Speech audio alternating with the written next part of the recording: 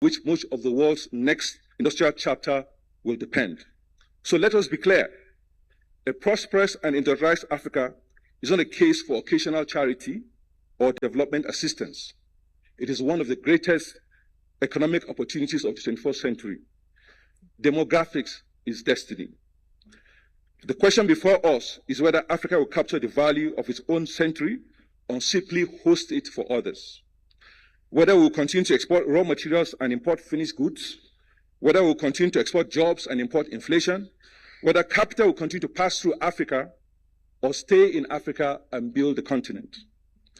Earlier today, the State of Africa's Infrastructure Report 2026 was launched. Its message is clear. Africa's infrastructure agenda is not a side conversation in development.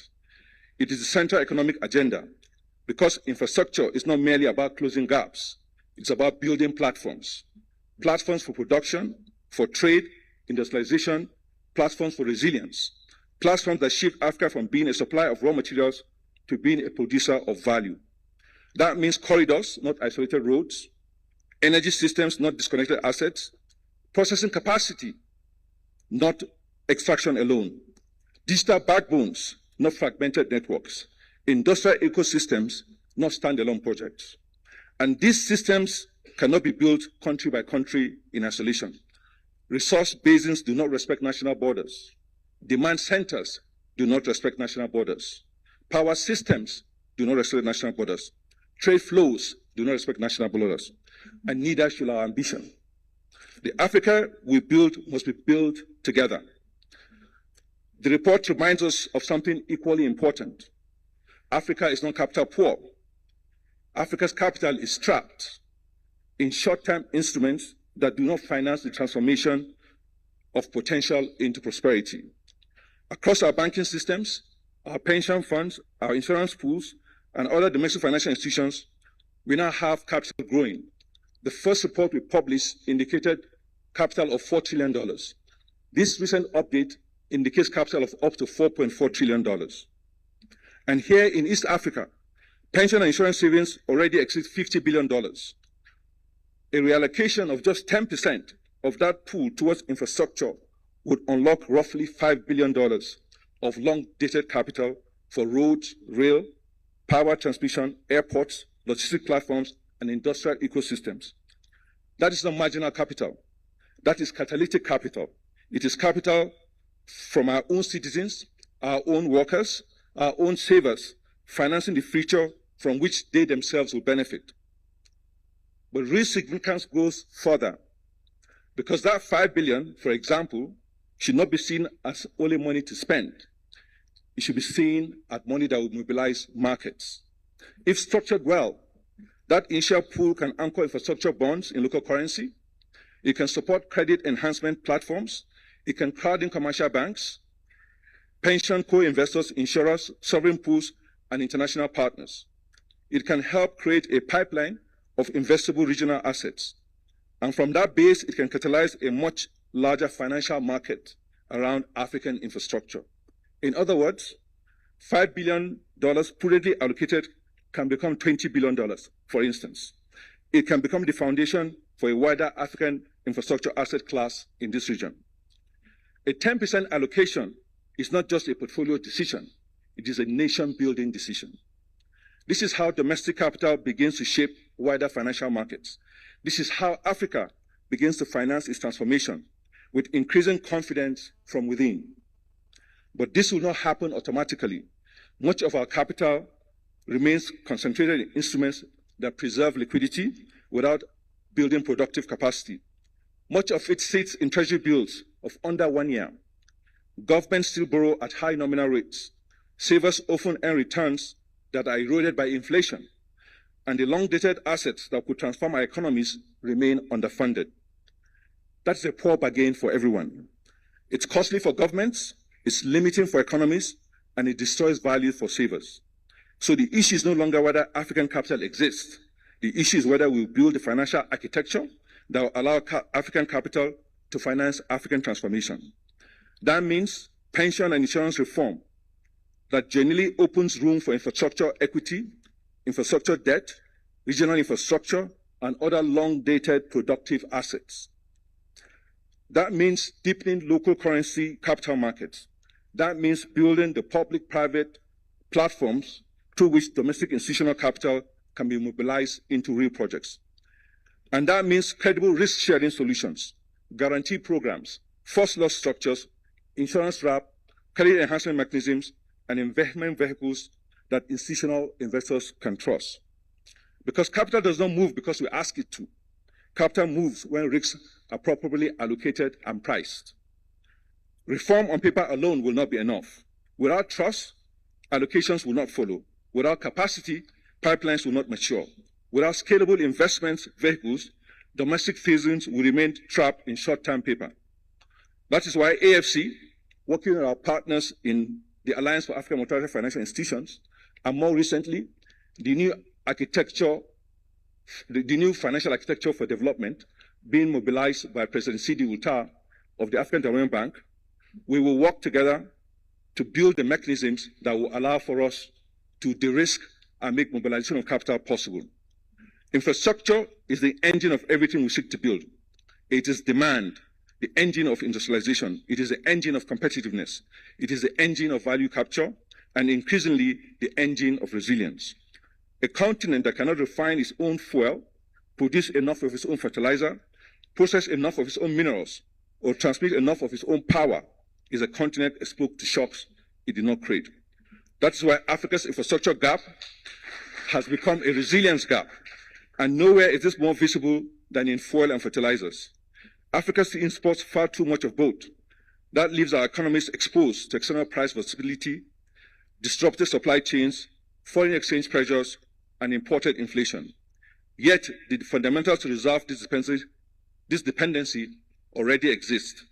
From Ethiopia to Tanzania, in short, within East Africa, we have significant hydrocarbon reserves that can support domestic and regional fertilizer production and petroleum refining. Across this region, the scale of demand is already large enough to support refining, petrochemical, and industrial platforms over time. So one of the outcomes that should begin to emerge from gatherings such as this is a more deliberate regional approach to energy security, food security, and industrial resilience, not as aspiration, but as coordinated regional agenda for execution. We already have proof that Africa can scale. The Dangote refinery shows what happens when African capability, ambition, and capital comes together around infrastructure of consequence. It reduces vulnerability, it strengthens resilience, it brings production closer to man, and it demonstrates that infrastructure and scale fundamentally changes the region's economic options. Arise Integrated Industrial Platforms offers another proof point. They show that manufacturing ecosystems can be built around African inputs and African demand so that more value is retained within our own economies. These are not isolated exceptions. They are blueprints of what we can scale together. If energy remains the backbone for transformation, then we must also recognize that the challenge is no longer only generation. It is in transmission. Across Africa, new capacity is being added, but without transmission, infrastructure power cannot move efficiently to demand centers. So transmission must now be treated as strategic priority. Private capital has a critical role to play here, just as it has in generation. And regional power trade must move from aspiration to execution. The same logic applies to transport and aviation, where infrastructure, cargo capacity, trade facilitation, and connectivity are aligned. Trade grows faster, tourism deepens, and higher value exports become possible. That is what systems thinking looks like. Not one project at a time, not one integrated ecosystem at a time. Nowhere is the shift from project thinking to systems thinking more visible than in the region hosting us today. Across Eastern Africa, we see a clear pattern, a focus not on constraints, but on building. Building institutions, building markets, building platforms, building systems that connect them. That's why I'm pleased to share today that AFC has reached an agreement with the government of the Republic of Kenya to establish its first regional office here in Nairobi.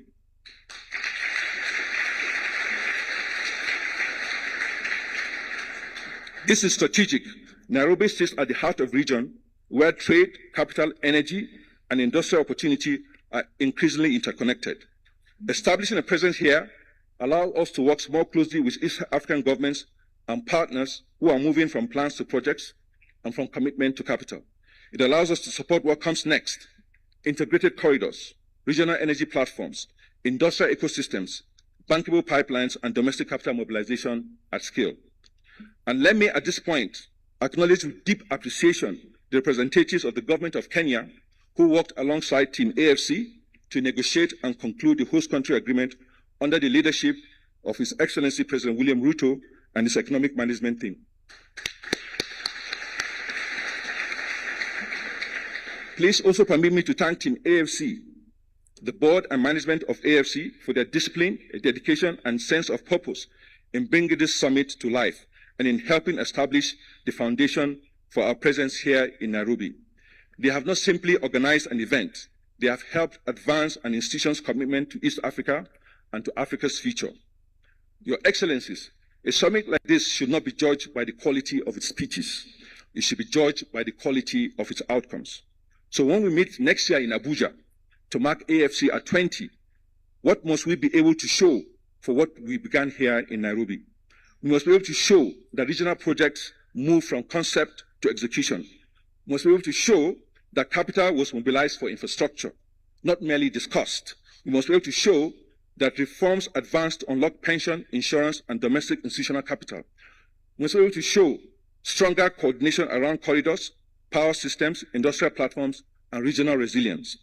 And we must be able to show that this summit did not end in Nairobi, it began in Nairobi. And when we meet again in 2028 for AFC at 21, we should not merely show or review intentions, we should measure the momentum of what we have built.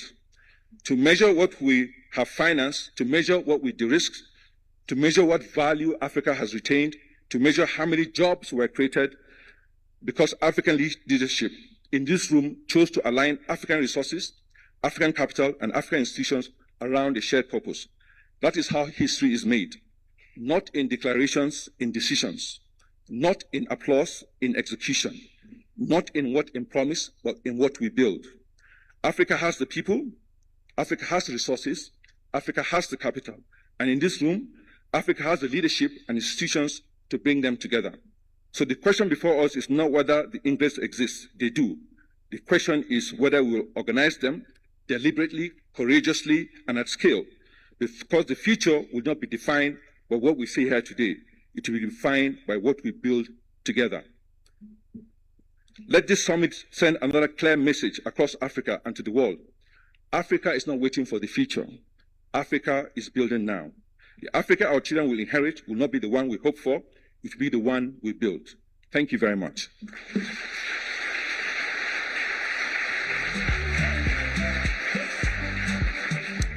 Thank you, Mr. Samaila Zubairu. Our next speaker represents an institution central to Africa's collective vision and long-term agenda. As Commissioner for Infrastructure and Energy at the Africa Union Commission, she is helping to advance the continental priorities that shape Africa's connectivity, resilience, and prosperity. Why don't we give a warm welcome to Her Excellency Lerato Mataboge to come and make her remarks. Karibu sana. Welcome.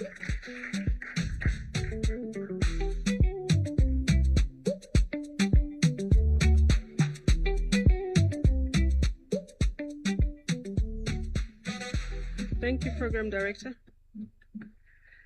Your Excellency Mzee Yoweri Museveni, the President of the Republic of Uganda. Your Excellency Dr. William Somei Ruto, the President of the Republic of Kenya. Excellencies, ambassadors here present, the Chairperson of the Board of the African Finance Corporation, Madam Ireti Samuel Ogbu, Mr. Samaila Zubairu, President and Chief Executive Officer of the Africa Finance Corporation, CEOs and members of the AMFI, and other distinguished leaders of financial institutions here present, Dr. Aliko Dangote and captains of industries here present, development partners, friends of Africa, distinguished ladies and gentlemen, good morning. It is a privilege to be with you today as we open this inaugural summit anchored on infrastructure as the engine for industrialization, with the purpose of attaining the Africa we want through the Africa we build.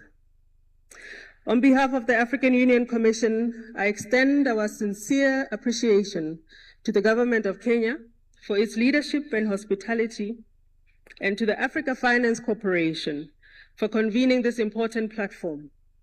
I also convey the greetings and support of the chairperson of the African Union Commission, His Excellency Mahmoud Ali Yusuf, who has underscored the importance of this summit as a practical consultative platform that reaffirms our collective commitment to Agenda 2063, which calls for an integrated, a prosperous, and a resilient Africa, powered by its own citizens' efforts and powered by African know-how. Excellencies, ladies and gentlemen, we meet at a decisive moment. The global system is shifting, supply chains are being reconfigured, energy systems are being rewritten, capital is becoming more selective. In this environment, Africa cannot afford fragmentation. We must move with clarity, with coordination, and with conviction. The central question before us is not whether Africa should industrialize. It is whether we will organize our infrastructure, our capital, and our policies to make that industrialization inevitable. The status quo is that less than 35% of Africa's roads are paved, contributing to some of the highest logistics costs globally. Rail networks remain limited and often disconnected. Ports and airports exist, but too often they do not function as seamless gateways to regional markets. In energy, millions of African households still lack access to electricity, and many industries continue to operate with fragmented and unreliable power systems. Without dependable energy, industrialization can never take root. Without industrialization, employment can never scale. Excellencies, Africa is not constrained by potential. It is constrained by alignment. We have capital. I think the CEO made the point very emphatically. We have the capital. Africa's domestic capital market, capital base, now exceeds trillions of dollars. We have markets under the African Continental Free Trade Area, but these elements are not sufficiently connected to create productive capacity at scale. This is why we must fundamentally shift how we think about infrastructure. Infrastructure must move from assets to systems. Ports, rail, roads, power, and digital networks must function together as integrated economic corridors that connect production zones to markets. Today, too much of our value still leaves the continent in raw form and returns at a premium. This is not because Africa lacks the resources or the markets, it's because we have not fully aligned infrastructure, capital, and policy to support industrial value chains.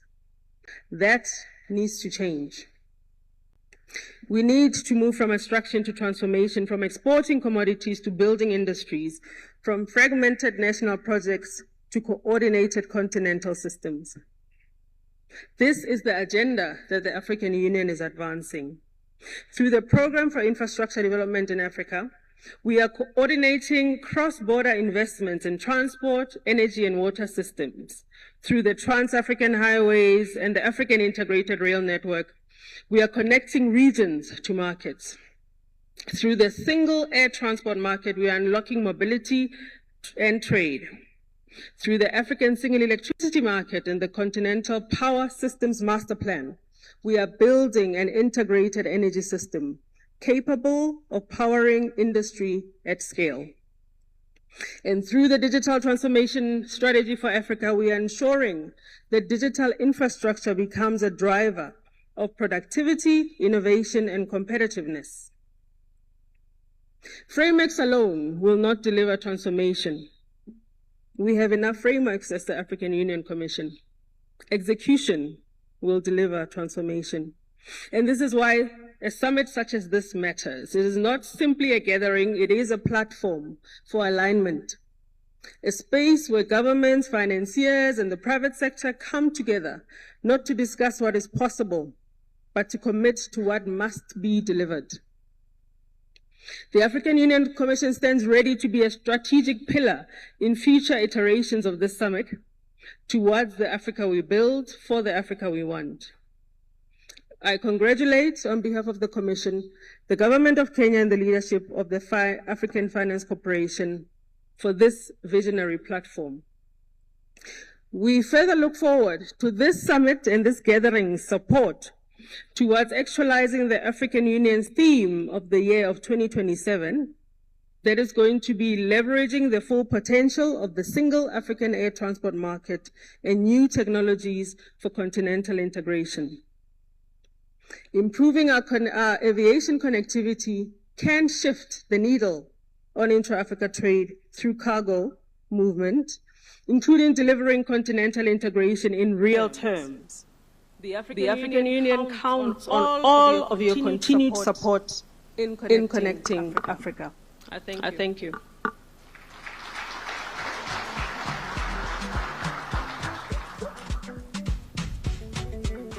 Thank you, Your Excellency Lerato Mataboge, for those comments. We now turn our attention to the host country. Kenya has positioned itself at the center of some of the most important conversations on Africa's transformation and a regional powerhouse. Your Excellencies, allow me to now invite Honorable John Badi, Cabinet Secretary for National Treasury and Economic Planning, to make his remarks. Let's give him a clap as he is coming. Welcome, sir. Thank you very much.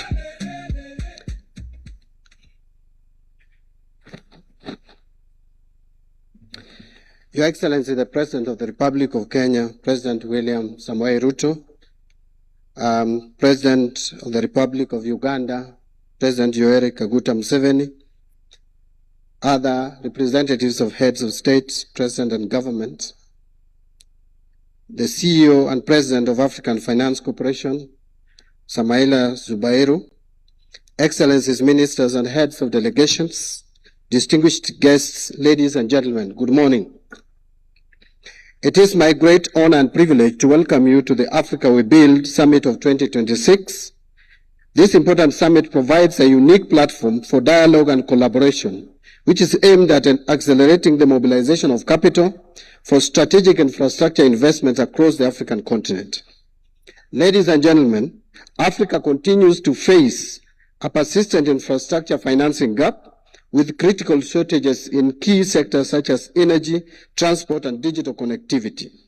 These gaps constrain economic growth, limit productivity, and slow our collective development ambitions. Kenya, like many countries across the continent, experiences similar infrastructure challenges, which remain a binding constraint to growth, even as our social sectors continue to require sustained and inclusive investment.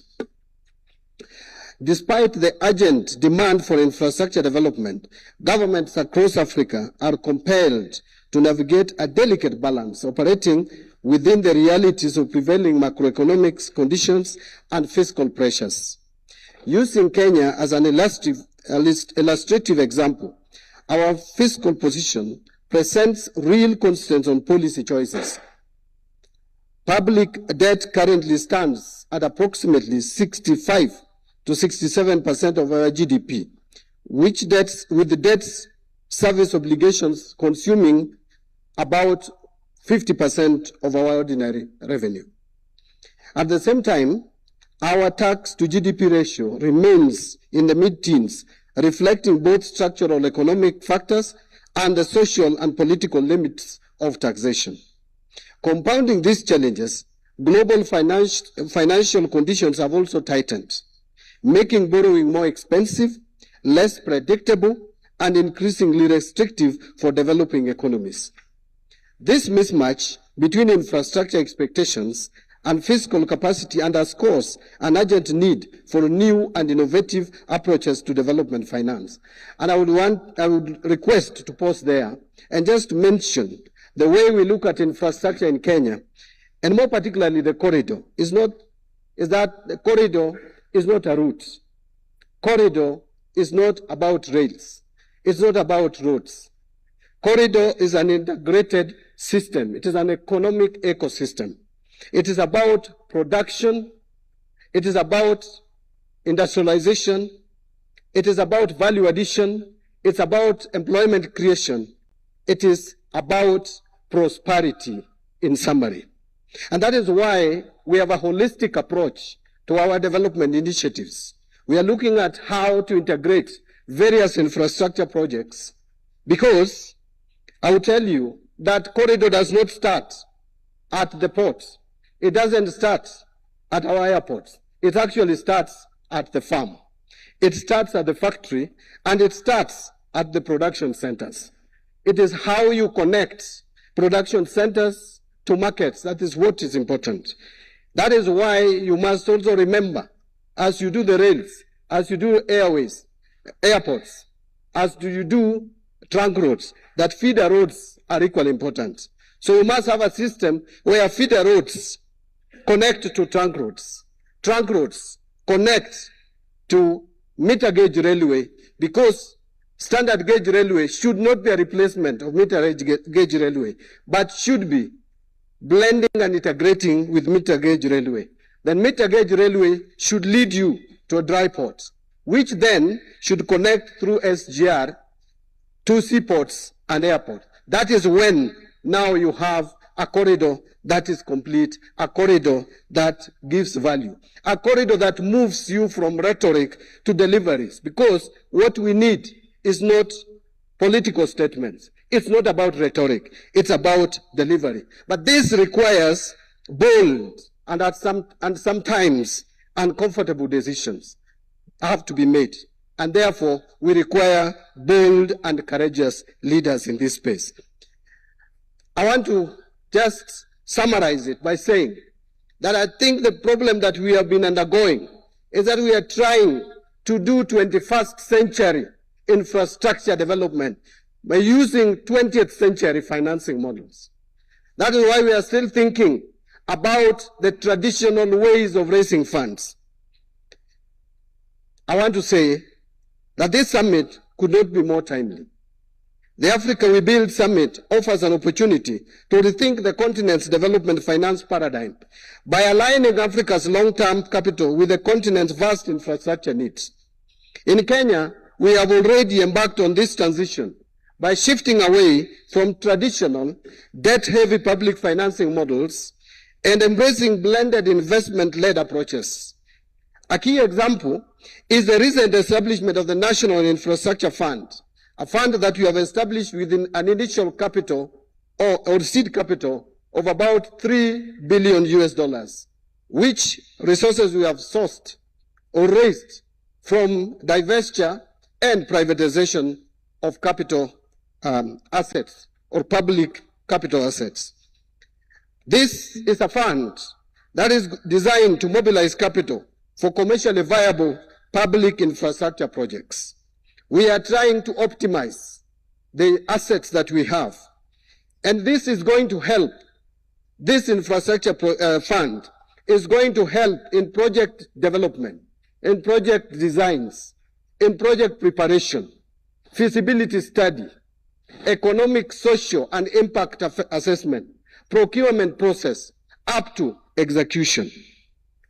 We are also advancing other innovative financing mechanisms, including securitization, more particularly in the road sector.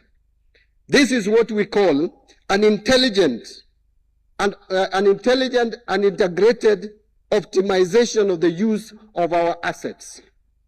And I want to put it this way, that we are looking at a country, and we are looking at a region, and we are looking at a continent that will use its assets and not rely on others, to optimize the use of those assets and to use the proceeds of those assets for risk restructuring and risk reallocation or allocation. I want to also add the last, which is the revitalization of public-private partnership frameworks to attract private sector investment. As I conclude, Your Excellencies, this summit is expected to serve as a launchpad for bold and transformative decisions that will foster stronger collaboration among African governments, investors, and industrialists to mobilize the capital required to develop the infrastructure that will drive Africa's industrialization and long-term prosperity. Thank you very much, Your Excellencies, and allow me at this stage to invite the Prime Cabinet Secretary and Cabinet Secretary for Foreign Affairs, the Honorable Musalia Mudavadi, who will then invite His Excellency the President.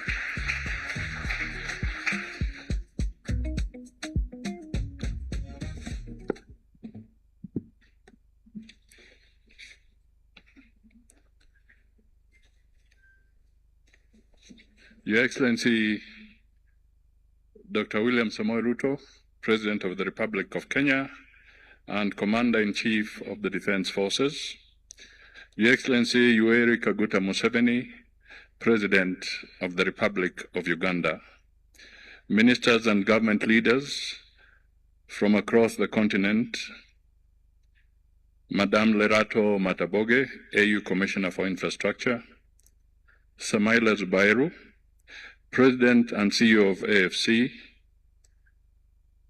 Aliko Dangote, Chairman and CEO of the Dangote Group, business executives and global partners, leaders of our development financial institutions, ladies and gentlemen. In Africa,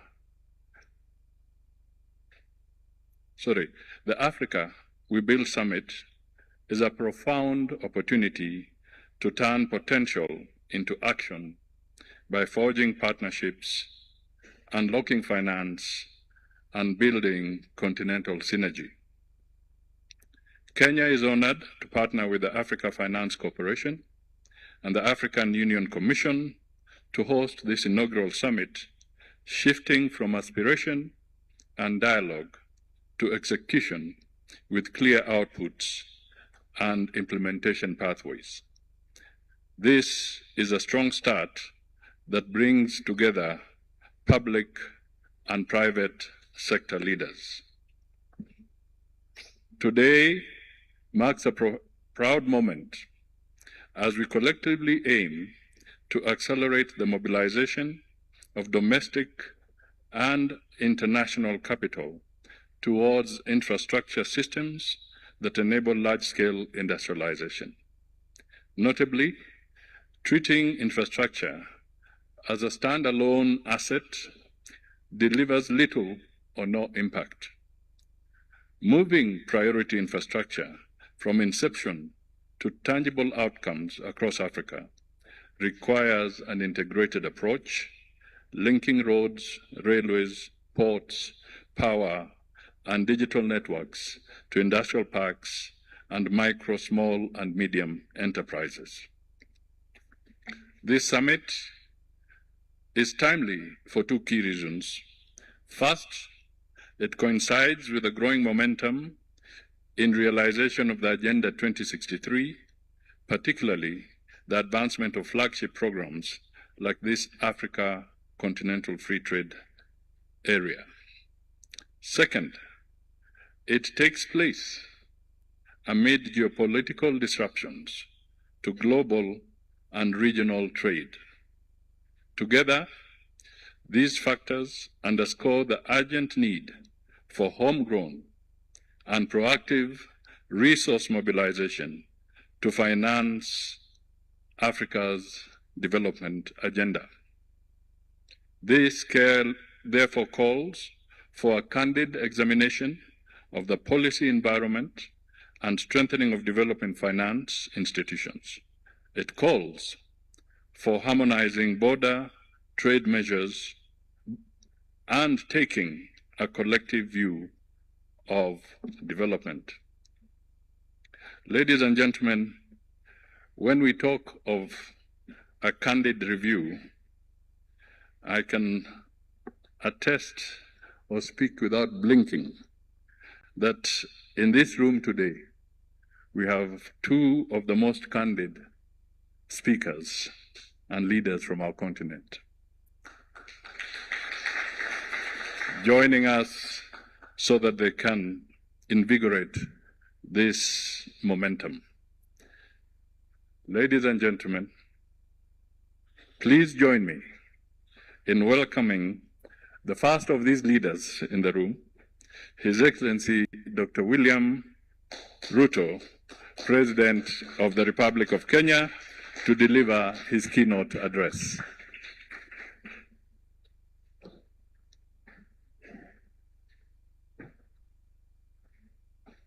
Thank you very much. Let's take our seats. And thank you very much, PCS.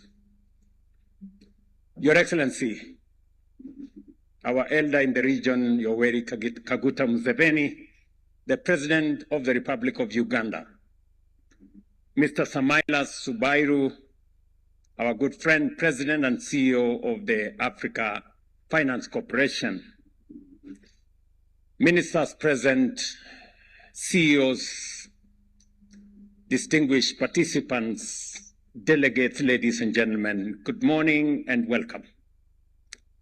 I take this opportunity on behalf of the people and government of Kenya to welcome you all to Nairobi for this most consequential gathering that goes to the heart of our continent's future.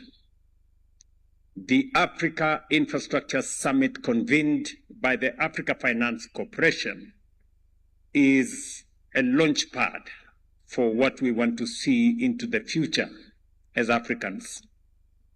I also extend a very special welcome to the Africa Finance Corporation as it makes Nairobi its second home. Welcome to Nairobi. Kenya is immensely honored to host the AFC's first office outside its headquarters in Lagos. The theme of this conference, to my mind, is the most critical and vital conversation on our development as African nations and also as a continent. We meet against the backdrop of global economic shocks and disruptions arising from the war in the Gulf, from the war in Ukraine a few years to the war in the Gulf in a few weeks. Africa today produces approximately 10 million barrels of oil per day, which is about 10% of global output. Yet, paradoxically, we remain net importers of petroleum products to the tune of 120 million metric tons annually at a cost of about $90 billion. At an average export price of $75 per barrel, Africa's crude production is valued at roughly $270 billion each year. However, it is this same production, if this same production were refined domestically and exported as finished products at an average price of US $800 per ton, it would generate over $500 billion. This represents foregone income of about $230 billion, which is nearly 7.5% of our GDP from just one resource. This does not even account for the additional gains from downstream industries such as plastics and fertilizers, which we currently import and which we could add another 2 to 3% of our GDP. Excellencies, what point am I trying to make? Africa's place in global trade is defined by a structural imbalance that requires our urgent attention. According to the UN Trade and Development, the continent continues to export predominantly raw materials, minerals, fuels, and agricultural commodities, while importing the very products manufactured from those same resources. In many of our economies, over 60% of exports remain commodity-based, while we import nearly 3 times more manufactured goods than we export. It should not surprise us, therefore, that manufacturing has stagnated at about 10% of GDP for the last 2 decades. As long as this pattern persists, our growth will remain constrained, our economies will remain vulnerable, and our full potential will be unrealized. The leaders of the 50s and 60 years ago may be excused. Our continent then had a population of only 350 million people, largely rural and with limited purchasing power. Today, with a population of 1.5 billion people and a middle class of between 300 and 350 million people, we have no such excuse. We cannot continue to export raw materials and importing finished products made from them. The conversation we will have over the next 2 days must therefore be truly definitive on the way forward in terms of manufacturing and value addition. In this room, we have political leaders, we have industrialists, captains of industry, financiers, everyone required to move this agenda from aspiration to implementation. That is why I propose 3 key action points. First, we must strengthen our political resolve to deepen regional integration. Our countries possesses complementary endowments, including natural resources in one country, energy resources in another country, and an optimal location for industrial processing in the next country. This must be connected through infrastructure, roads, rail, ports, and electricity grids, so that raw materials and intermediate goods can move freely across borders. Equally important, the benefits of such integration must be shared equitably, ensuring that national boundaries do not impede the full realization of a common market with the free movement of goods, capital, and people. Second, we must establish regional platforms for strategic industries. It is worth recalling that the European Union began as the European Gold and Steel Community in 1951. Our East African community is richly endowed with renewable energy, the full spectrum of minerals driving the global energy transition, including copper, cobalt, nickel, manganese, graphite, lithium, and rare earth elements in Kenya, in Uganda, in Tanzania, in Burundi, in Rwanda, in DRC. We're all members of one community. I remember last evening talking to the president of Burundi on the possibilities that exist with the rich resources that exist in Burundi. I remember discussing with President Samia Suluhu this week. I put a phone call to President Museveni last week on this whole setup.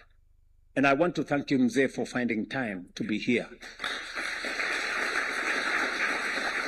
So that we can demonstrate leadership at the highest level to move this process forward. We must now move deliberately to pool these resources and position ourselves competitively in the global green manufacturing arena. However, we cannot achieve competitiveness without affordable energy, making large-scale investment in renewable energy an urgent priority, and ensuring that the resources that we have in our region, including the oil we have in Uganda, the little oil we have in Kenya, we must find the mechanism to leverage on these resources and drive our industrialization. Third, we must harness African capital. As the saying goes, he who pays the piper calls the tune. Industrialists here know the meaning of that phrase better than all of us. Our ambitions will remain unrealized if we continue to depend on external capital whose primary interest is securing raw materials for their own industries. We must say that with clarity. We must therefore strengthen our regional development finance institutions, including the Africa Finance Corporation. And I want to inform the Africa Finance Corporation fraternity that as you set up office in Nairobi, the Kenya government is going to enhance its equity by $25 million.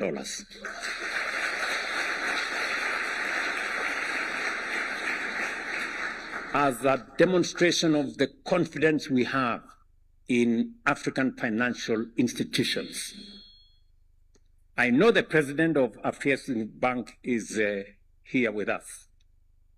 When I came into office, we enhanced our equity in Afrexim Bank by $40 million. I know my friend Tadesse is here. We have already discussed how Kenya, being among the highest shareholders of TDB Bank, how we are going to enhance our equity and shareholding in Trade and Development Bank. And we are doing it intentionally and deliberately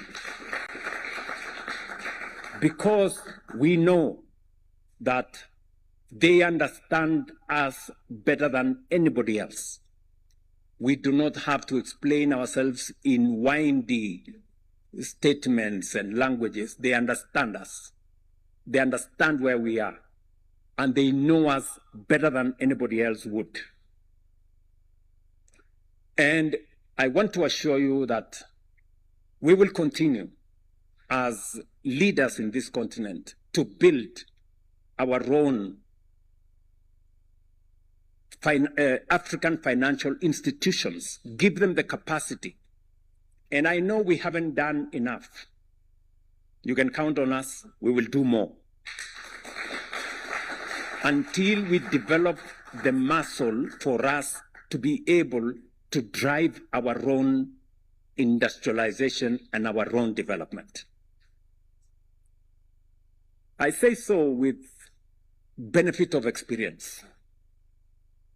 And I will say this, why we must believe in ourselves. I want to say this with clarity. We must. If we are to make progress, it begins with us believing in ourselves. And this is a message I have been having a conversation with the people of Kenya. We must believe in ourselves. When I came into office, I will give you two examples, if you can indulge me. When I came into office, we had a serious fuel crisis in the country. There were queues in our petrol stations. The first lot of people to come to see me, even before I left my former office, were oil marketers. And they told me, Mr. President-elect, we are facing a stock out. We do not have dollars. We have a crisis. And it became my first assignment, maybe baptism by fire, on my first day in office. And we figured out with my team, how do we deal with this? And I remember reaching out to friends who, for this meeting I will not mention, good friends of mine who were running multinational banks, and telling them, oh, we need to do this. Little did I know that many of them were already figuring out how they are going to make money when the dollar went to 200 shillings, Kenya shillings to a dollar. They're already thinking how to make money from foreign exchange. I mean, I'm looking at how do we solve a Kenyan problem. It is only one bank, one Kenyan bank, Kenya Commercial Bank, that was willing to issue letters of credit and stand with us at that very critical moment. Do you know what happened? We not only solved that problem in a very permanent way. Today we have a G2G framework that many other countries have come to learn from us. Malawi have been here to learn from us. Burundi have been here to learn from us how we did it. So we solved the problem. But do you know what? Kenya Commercial Bank made tons of money in the process. Their share price went from 17 shillings to now 74 shillings.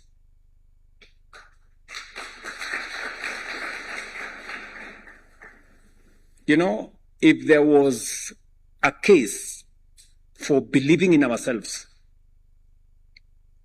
Kenya Commercial Bank, being a Kenyan bank, believed in us. We believed in them. The outcome is a win-win. We not only solved our problem, but we built our bank even more. That's one example. Example number two. When I made a proposition to the people of Kenya on a matter that has been with us for a long time,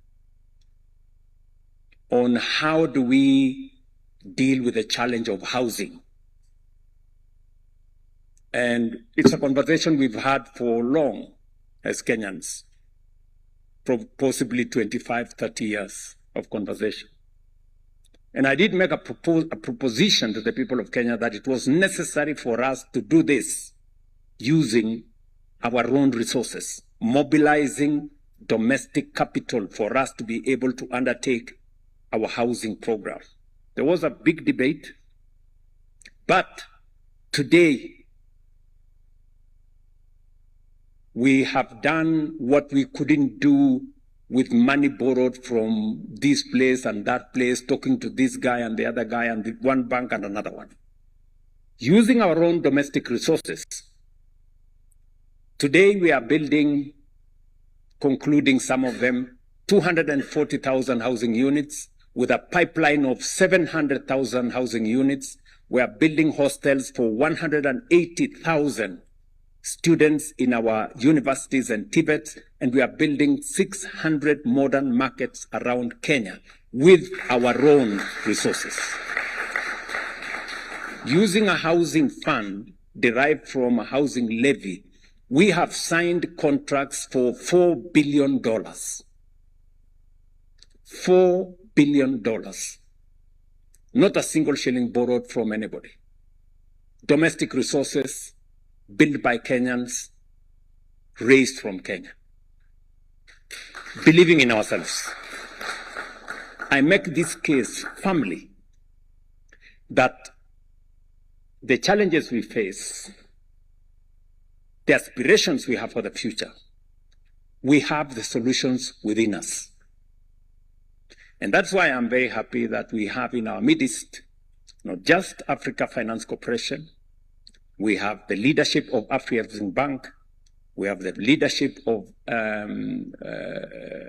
Shelter Afrique, we have the leadership of ADB, we have the leadership of Trade and Development Bank. These are institutions that we must mark for the future, and we must invest in them and work with them. Look, Nigeria has been a producer of oil for all the years that we know. Yet, when you went to Nigeria, there were queues of people looking for fuel in petrol stations for a long time, until one African stepped forward and built a refinery, Aliko Dangote here.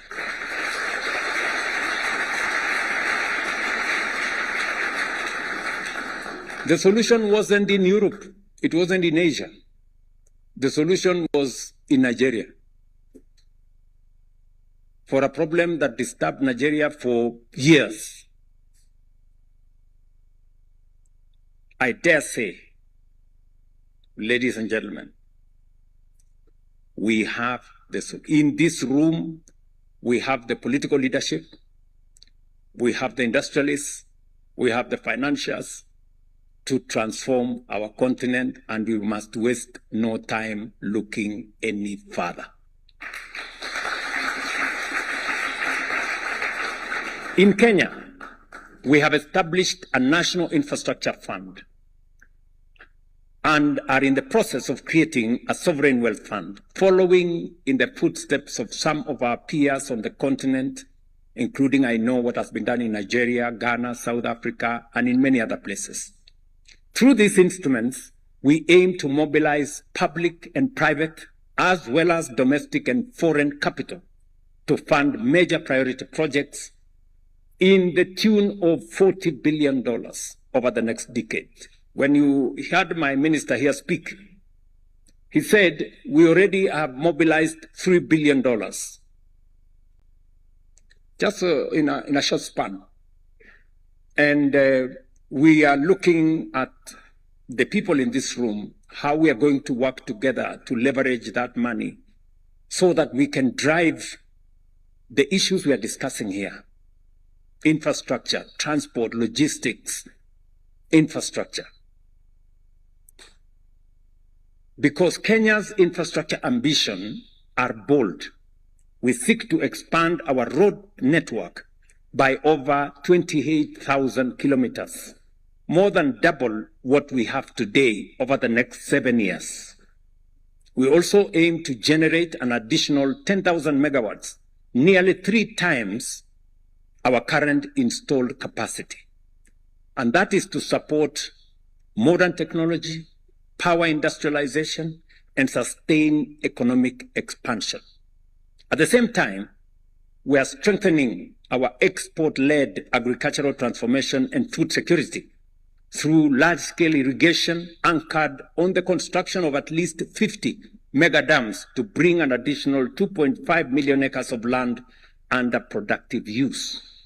Listening to my friend, the CEO of AFC, he did mention very clearly that we have some of the largest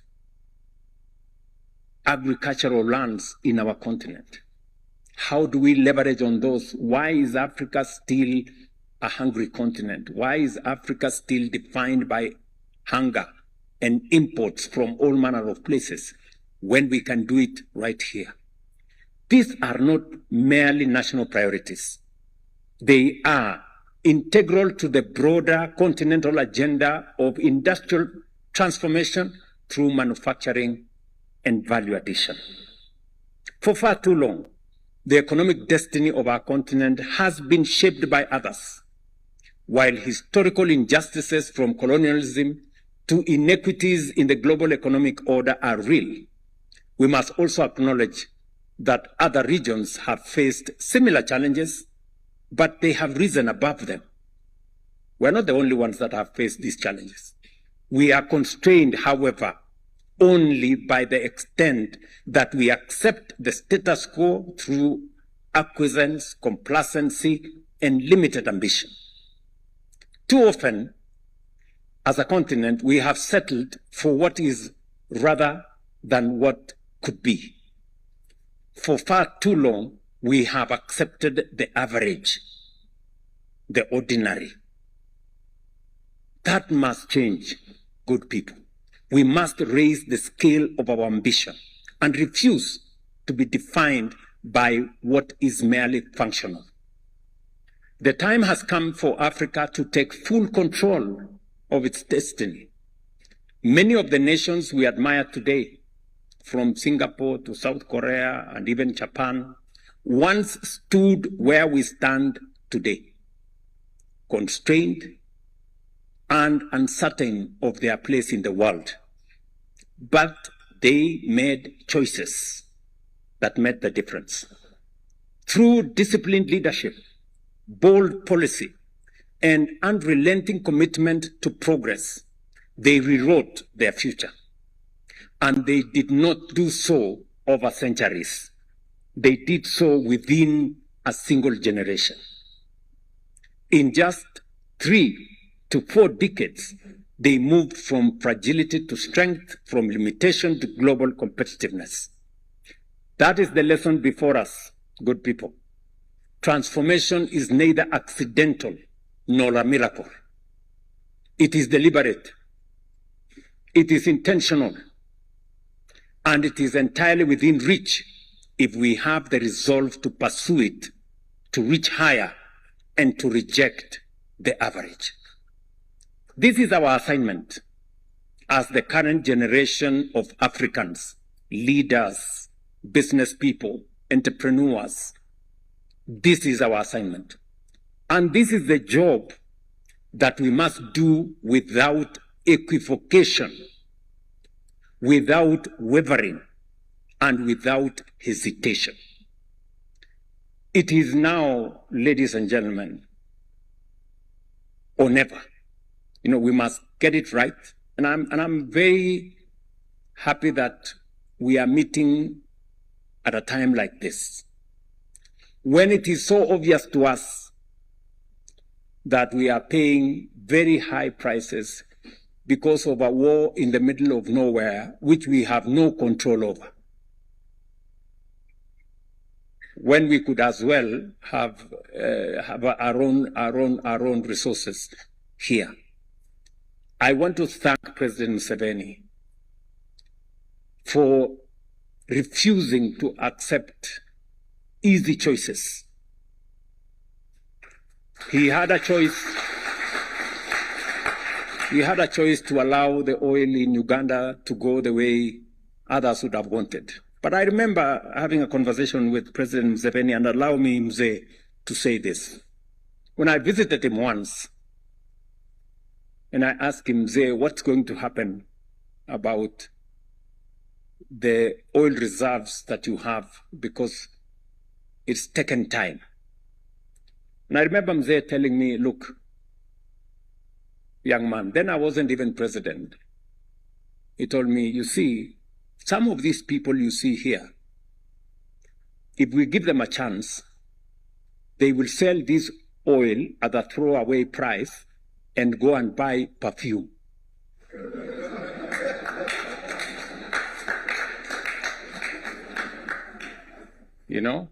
Those are his words. And they have never left my mind.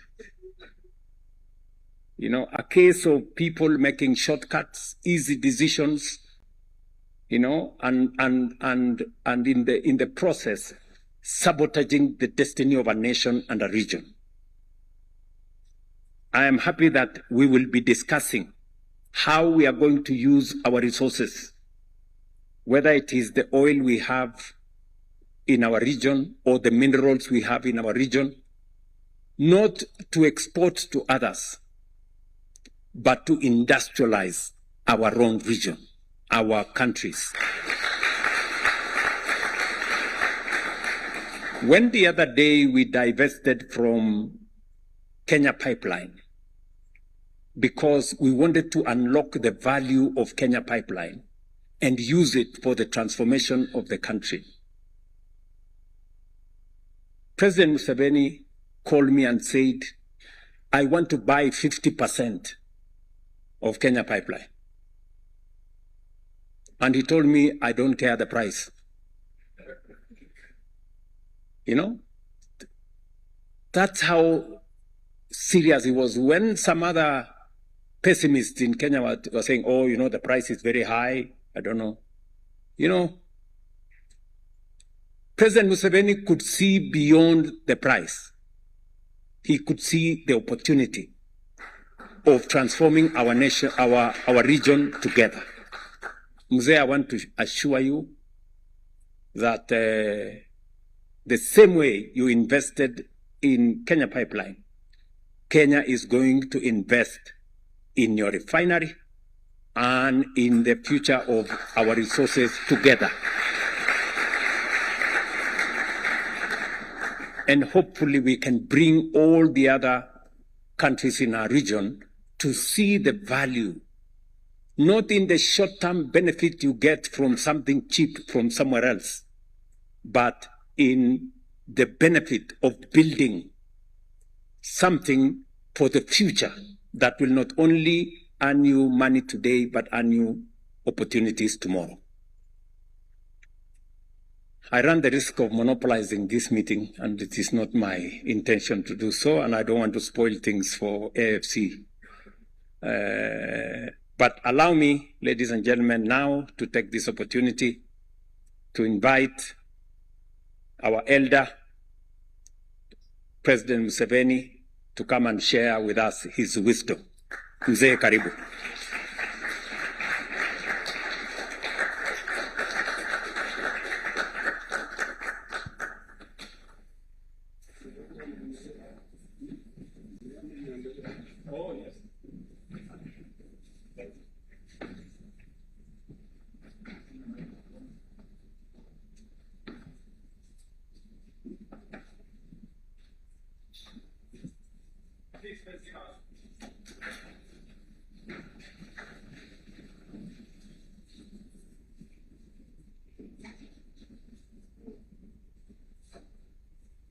Hello, hello. You can hear me? Very good. His Excellency President Ruto, the leaders of the AFC, all the other distinguished persons who are here, ladies and gentlemen, I'm glad you have allowed me to speak when I'm seated here, because in doing my push-ups, I strained my back, and I really want to talk to you comfortably, not in a hurry.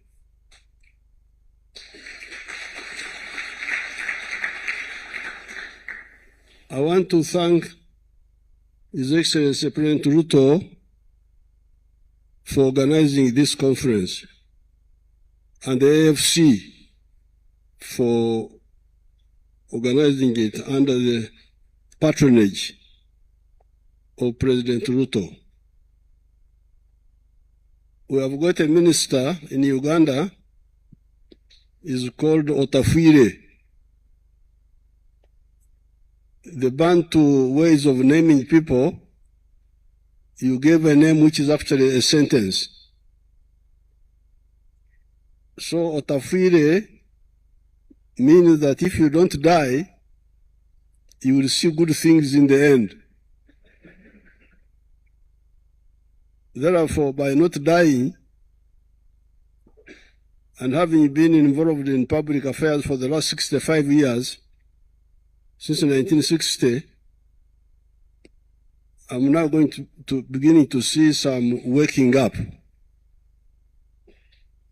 When the manager from AFC was speaking, I said, this man is speaking my language now. and he's a bureaucrat, but he's speaking a language of revolution. This has been our problem. The discrepancy between revolution and betrayal, really, because Africa has been betrayed in the last 70 years. Sudan was the first to get independence in 1955. It is now 70 years since we started getting independence. But you look at the GDP of Africa. The GDP of Africa is now 3.6 trillion. All of us imagine the whole of Africa. Egypt, South Africa, Algeria, all of us. 3.6 trillion. And we are 1.5 billion people now. And our land area is umushendete kawaya umusho are mugambire. I'm speaking in Kikuyu, you will not understand.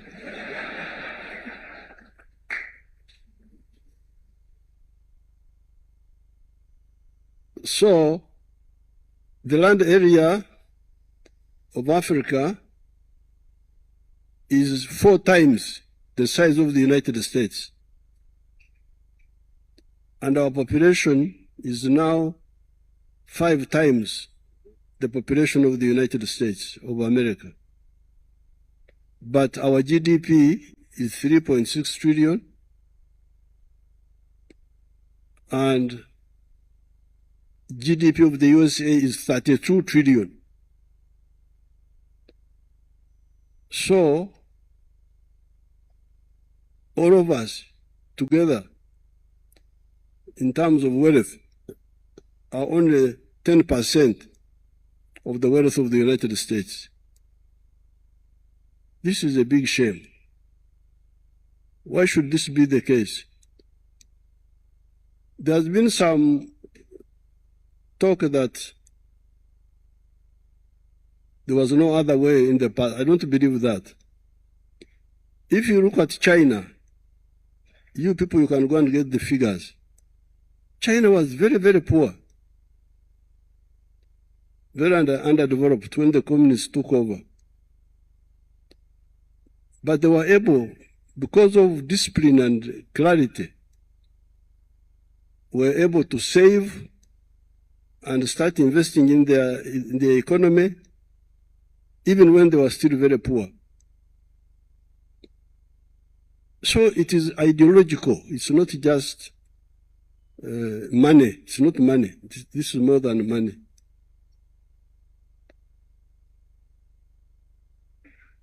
We had a conference here about 10 years ago, here in Nairobi, here, with the Prime Minister of Japan, who died, the one who died. We had a conference here. And in that conference, I made this written speech, which they would distribute to the delegations. And in this speech, I pointed out that, and I'm glad the speaker is here, His Excellency President Ruto, the person from the IFC, our commissioner, the man from the islands, the minister, who originally came from Uganda long ago.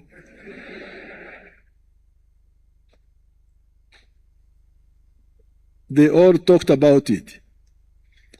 We should not look at these issues in isolated ways. This was the problem in the 1960s and even 70s. They would pick one item, rural development. Then they talk about that, talk about that, talk about that. Then after some time, you say, no, no, no, women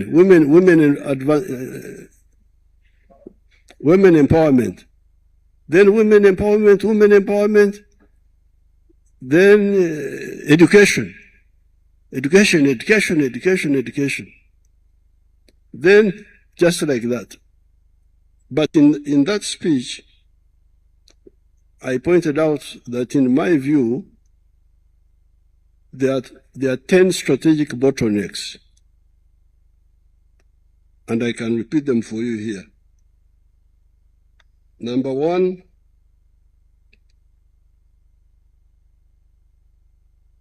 is ideological orientation. Because we are talking of interregional infrastructure. But how will you have interregional infrastructure if there are wars going on? And these wars are based on ideological bankruptcy. People believe in sectarianism.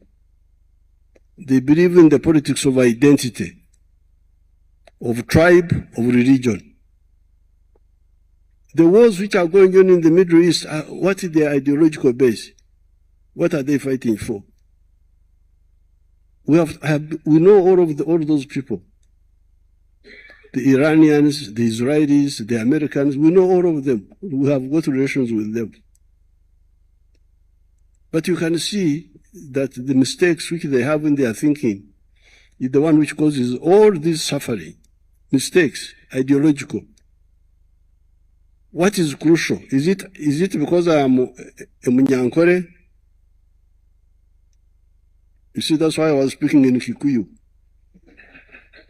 I wanted somebody to bring me my coffee.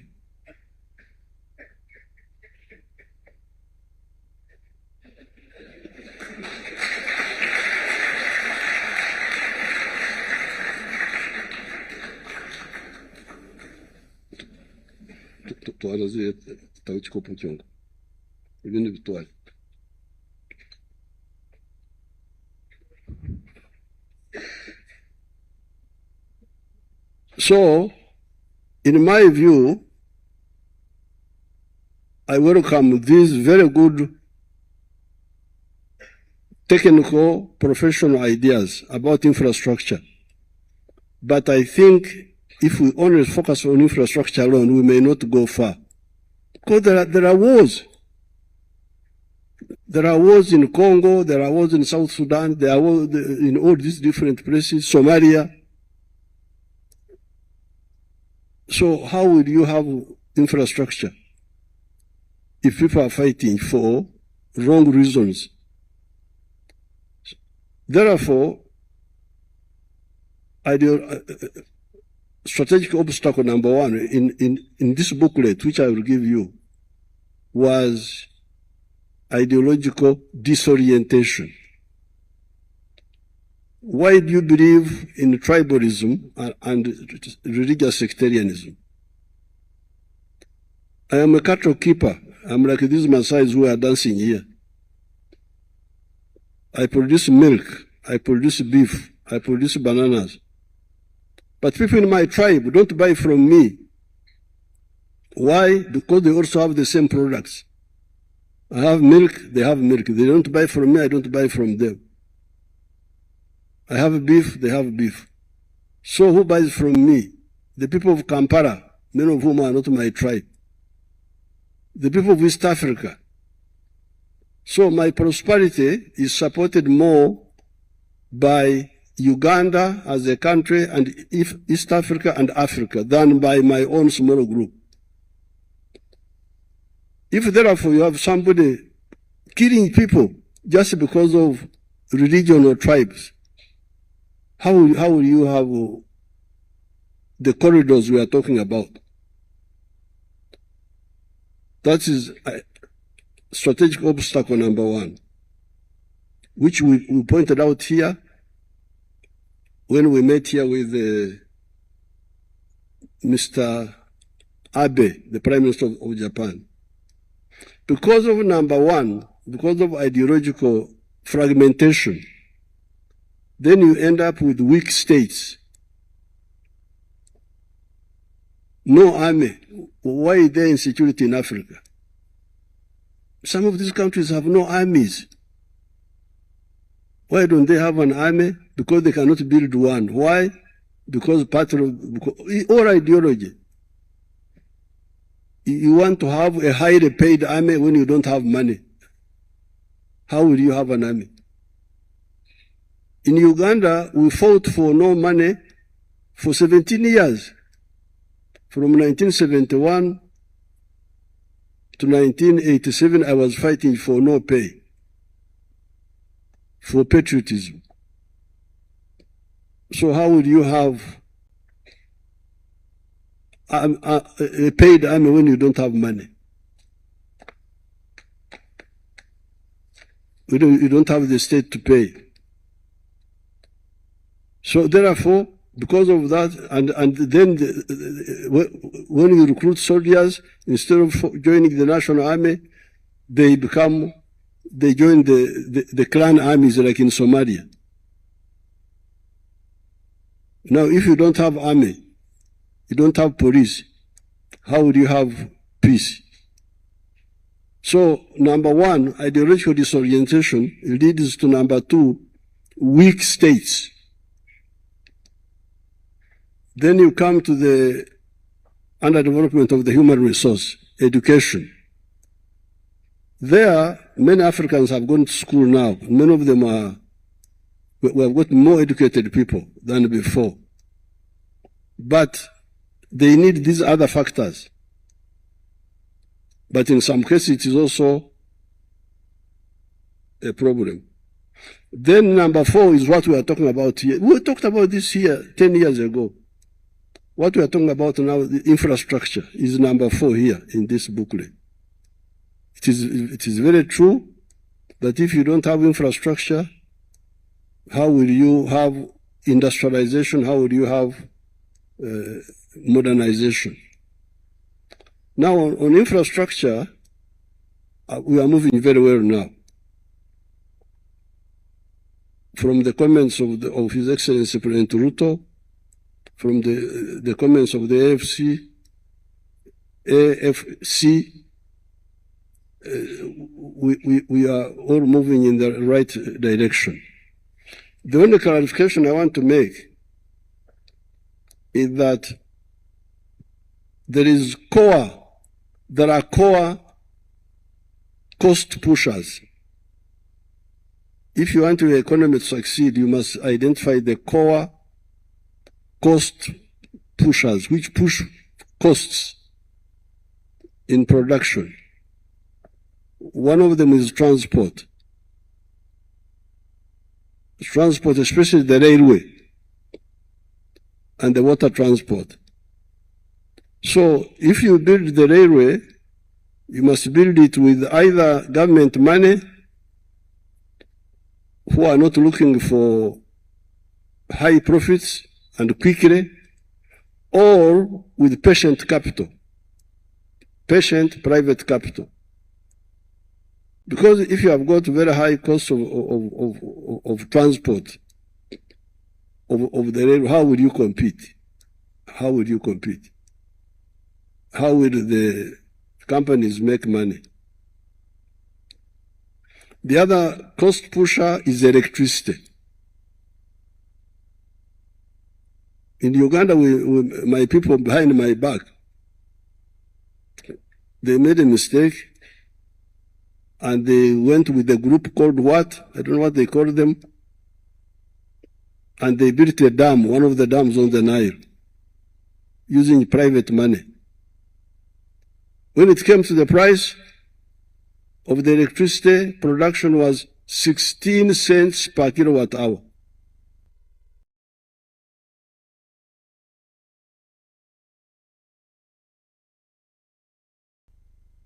How can you make money? How can that electricity help the economy?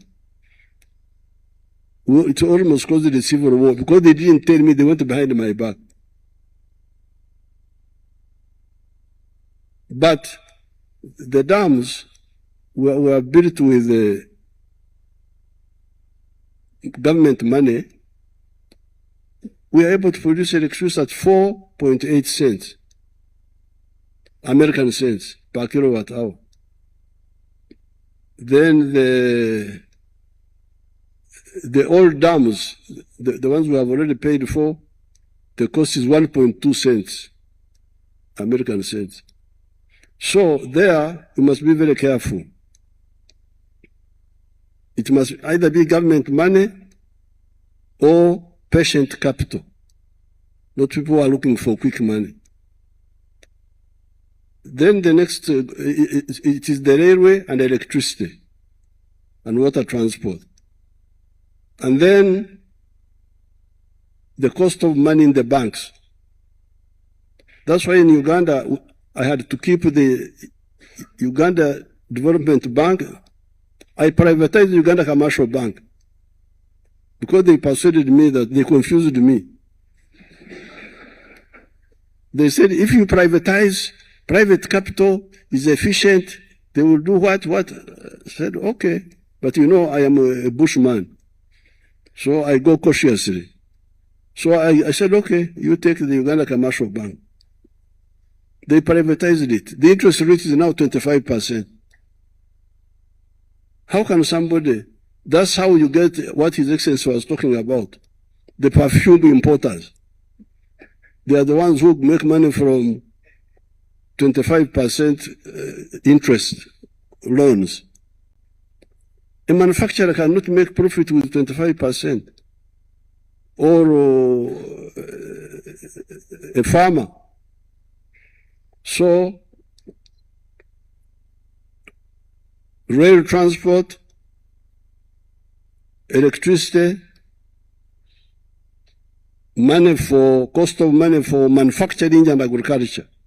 I would want you to look at it. The cost of labor is still not high. Cost of labor, the salaries are not still high. Those are not a problem. Now it comes down to the pipeline. I would not have bothered His Excellency Ruto so much for fuel, especially people who are driving on the road. If the fuel is expensive, don't travel, stay at home. Where are you going?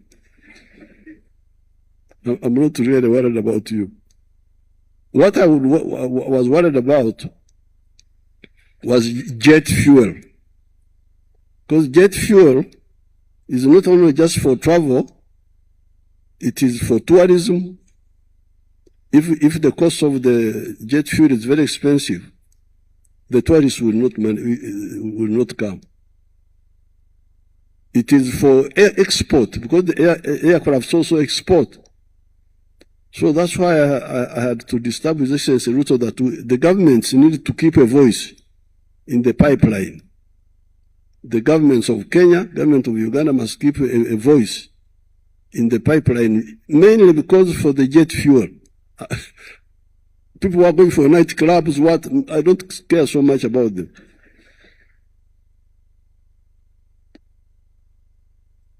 If you don't have the money, stay at home. Where are you going? So therefore, with the infrastructure, but for instance, for the roads, once we have got enough infrastructure of the railway and the water, because there's also water transport, Lake Victoria, the River Nile, Lake Albert. Once we have those, the railway, electricity, for the roads, we can actually have toll roads. Yeah. That's what I'm telling our American friends. Come and make money on the toll roads. I will not welcome you in the railway if you are greedy for profits. But for the toll roads, you build the road and charge it. Those who can pay, those who can use the smaller national roads. So that's what I would say on the infrastructure. Now, the other bottleneck, because of these bottlenecks, then you end up what our leaders were talking about here. export of raw materials, unprocessed. When you export unprocessed, when you export cotton unprocessed as lint, you get $1.2 per kilogram. That 1 kilogram, if you make cloth out of it and garments, you will get $15. The same kilogram for which you got 1.2. If you weave, you spin, weave, and get garments out of it, you'll get $15. Coffee. A kilo of coffee unprocessed is $2.5. The same kilo processed will go for $25 or even $40. So the Africans have been the mega donors.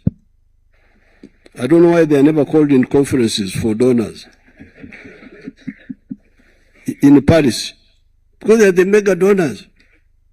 In every kilogram of coffee, you are donating $40.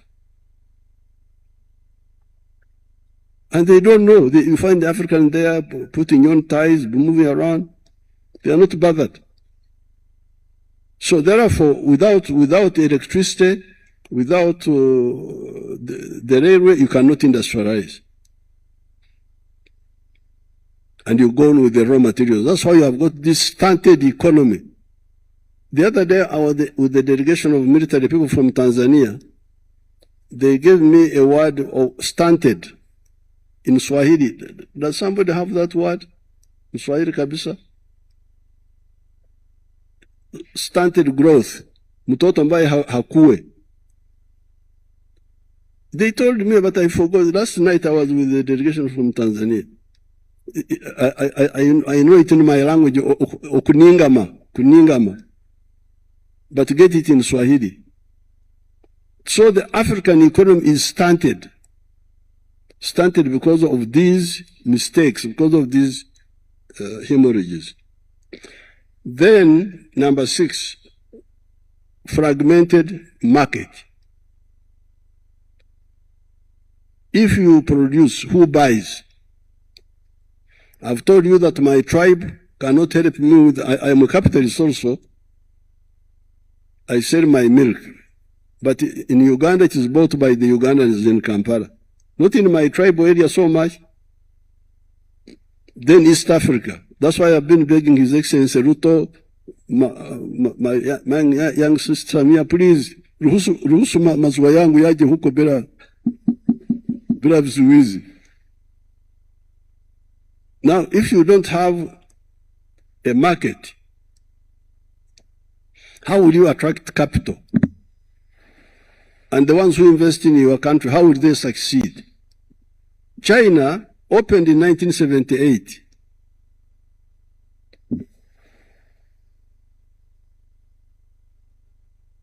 I'm comfortable, I'm all right. China, I have the figures here by that time. China opened in 1978, opened the economy. Our African economies were open all the time, all that time. But by the time I made this speech here, 10 years ago when we were with the Prime Minister of Japan here, by that time China had attracted $2.6 trillion, while Africa had attracted only $0.65 trillion. Why? One of the magnets is the big Chinese market inside China. One of the big magnets of attracting. So, to go on with this fragmented economy is a very big mistake.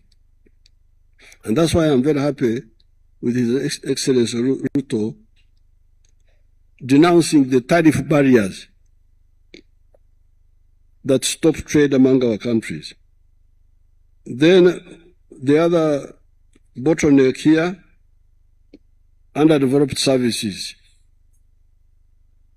tourism, banking, professional services, and so on.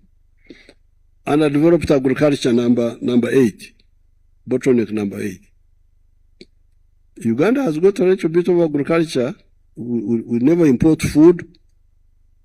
So when I saw people crying that there was a war in Ukraine, is the war in Uganda here? It's in Ukraine. Why are you crying? Or that we shall have no food to eat. Not in Uganda, we always eat. We have enough food. We have got so much food that we don't know where to put it. Market is our problem. But in other parts of Africa, you get this problem of no food. Amazing. And the food they buy from outside is very dangerous.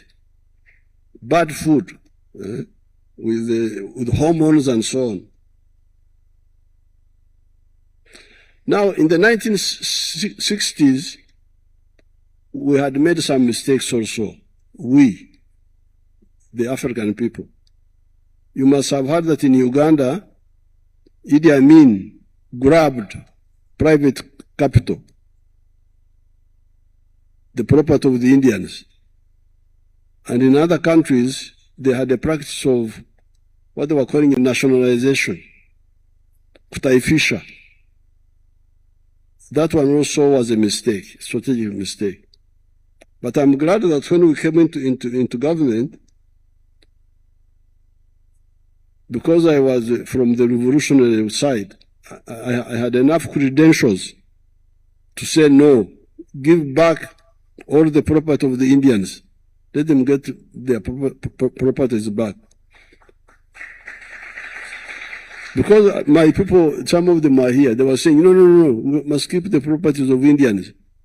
I said, but if you don't give back the Indians their properties, who will trust you that in future, if you invest in your country, you will not also grab his property, that like you grabbed the one of the Indians. So I persuaded them. We gave back all the property of the Indians, miserable properties, just 4,000 of them. Not much. Kisirani too. Now, around Kampala alone, in the whole of Uganda, we had only 4,000 Asian properties. 4,000 in the whole of Uganda. But now around Kampala alone, we have got 2 million properties of the Ugandans, plus also our Indians who came back. So that was also another mistake. You, the people, should remember that issue of confiscating properties of private sector was one of the mistakes that delayed us. Now, finally, of course, the final bottleneck was lack of democracy. Because that was also another problem. Because if you don't have, I see some people trying to say democracy is a luxury. No, democracy forces you to be accountable, to go to the people and win their support.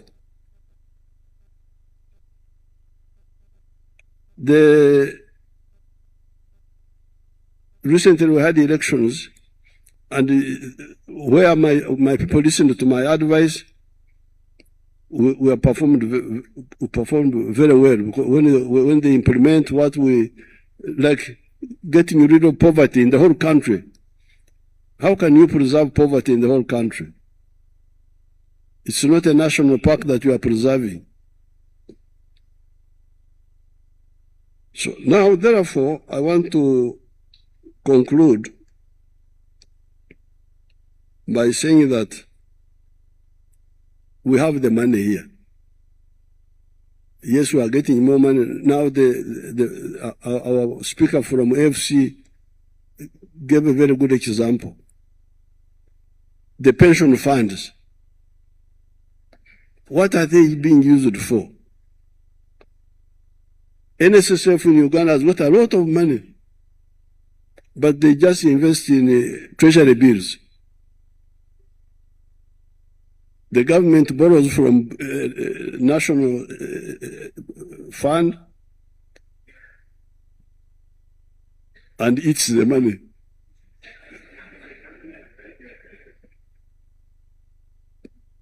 they borrow for eating. So, our expert has really challenged you people. You heard him, that the NSSF money should be not for eating. Because if you treasury bills, they are borrowing to pay debts, to pay salaries, to pay what? They are not borrowing for I call infrastructure, omsomyo in our language. Omsomyo means the bone marrow. You know, the English don't have enough words. They couldn't describe that part of the body. The bone marrow, they call it bone marrow. But in our language, we call it omsomyo or omshokoro in one of the other languages. So, the omshokoro of the economy is the railway, transport, electricity, the cost of, plus of course peace and so on. So if the NSSF money is used for eating, not to build part of the bone marrow, because the English don't have enough words, it's a very big mistake. But also, the government, our countries can deliberately save. We have been funding, we set up a science innovation fund, where I have been funding government innovations. We have built an electric vehicle called Chira motor vehicle, and its sister vehicles, the bus and the other smaller vehicles, using the government money, government capital. So now we are getting demands, getting orders for that electric vehicle. We are to build our own vehicles because I had begged the Japanese to come and assemble in Uganda. They refused. So I said, okay, bye-bye. Now, when I started making my vehicles, some of the Japanese came. So want to assemble. I said, no, too late. I will not allow any assembly in Uganda. You must manufacture, not assemble.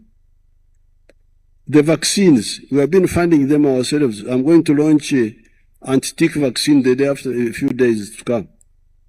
So we have the capital. It's not enough, but we have it. If we constrain consumption, we can get the capital.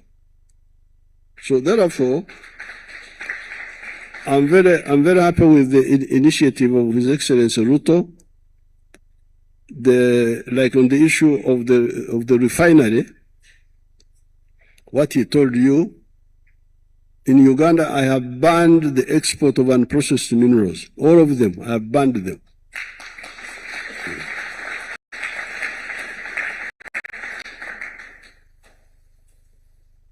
They have been praying for me to die or something like that, but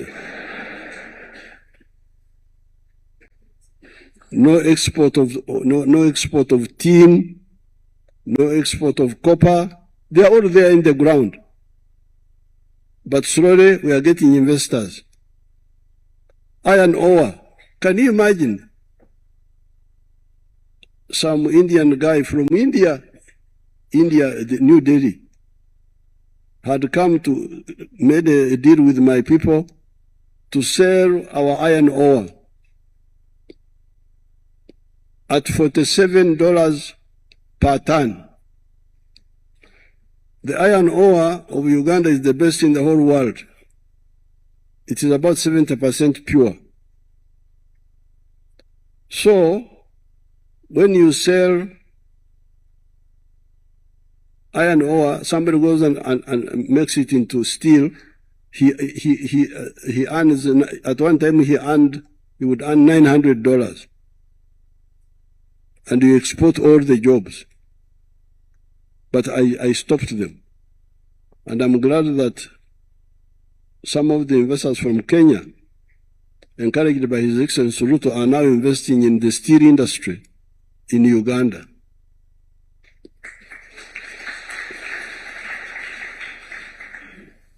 Now, on the issue of petroleum, we found it long ago, 2005. But up to now, it's now about to come out of the ground. What was the reason? Disagreeing with the oil companies, Total. They were telling my people who would tell me, refineries don't make money. Hey, they don't make money. How about the ones who build them? Why do they build them?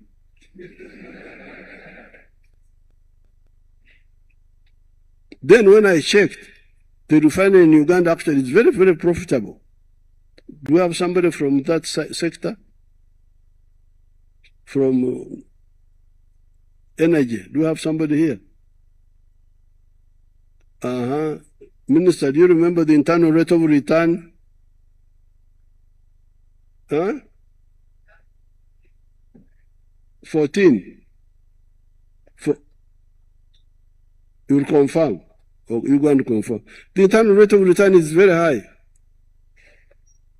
of the refinery in Uganda. So, but because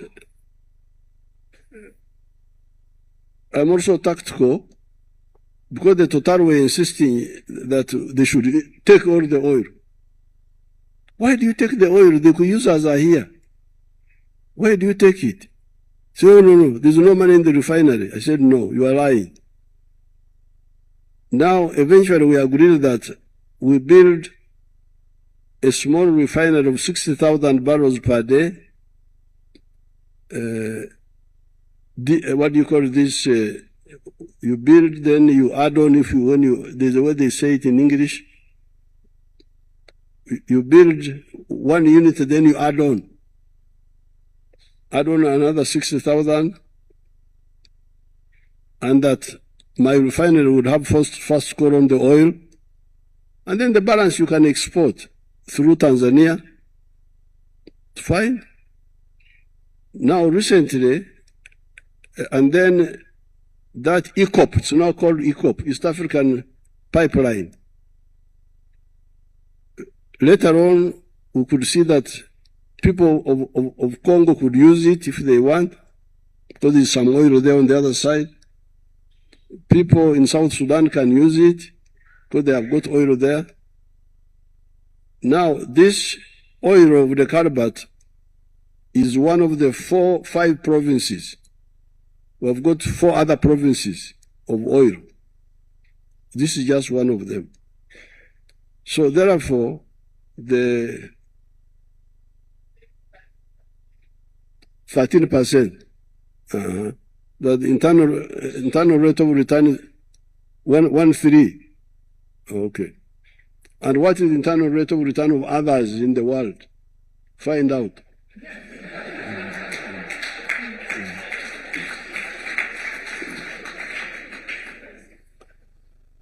So therefore, when His Excellency Ruto recently sent me a message, I supported it, that the surplus oil, which we had given to Total to take through Tanga to I don't know where, be our contribution to the refinery in Tanga, number 1.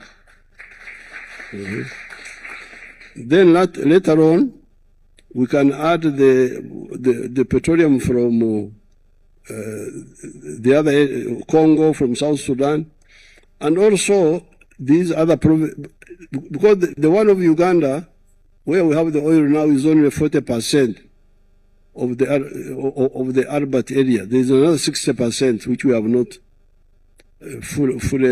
which is not yet fully explored. So there's more oil in Uganda, both within Arbat and in the other provinces. So therefore, I support this idea of the Tanga refinery. We shall maintain our small refinery because we have already gone ahead. We are very far. We can't stop. The question is, how do you those refineries? If you don't want create kwa Kiswahili tunasema wivu, jealousy. Tunasema wivu, wivu. If you don't want wivu, it's better that if the countries have ownership together. Like in... because that's what we were doing in the past. We were calling it East African Common Services. We were owning the ports together, East African harbors, East African Railway, East African Airways, East African Development Bank. It was all East African. If it is all ours, then it is ours. Then it is not either me or you. Hakuna kushindana. You are all together. So with these few words, you should be careful. Don't invite old men for.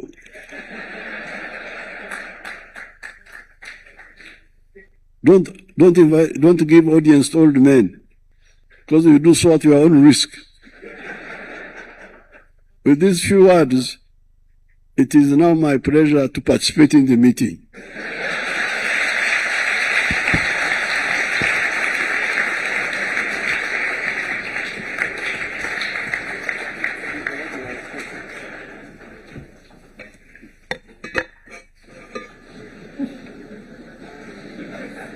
A round of applause again for Mzee. Thank you very much. Please, let's take our seats. You agree with me that please let's take our seats.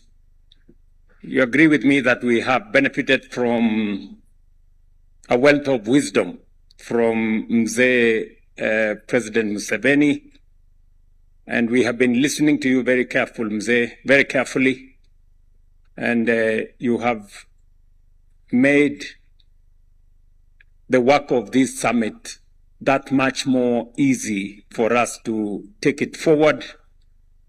I take note of what you have said about the need for us to save. It is one of the decisions that I've had to make in Kenya to change the contribution model for our savings.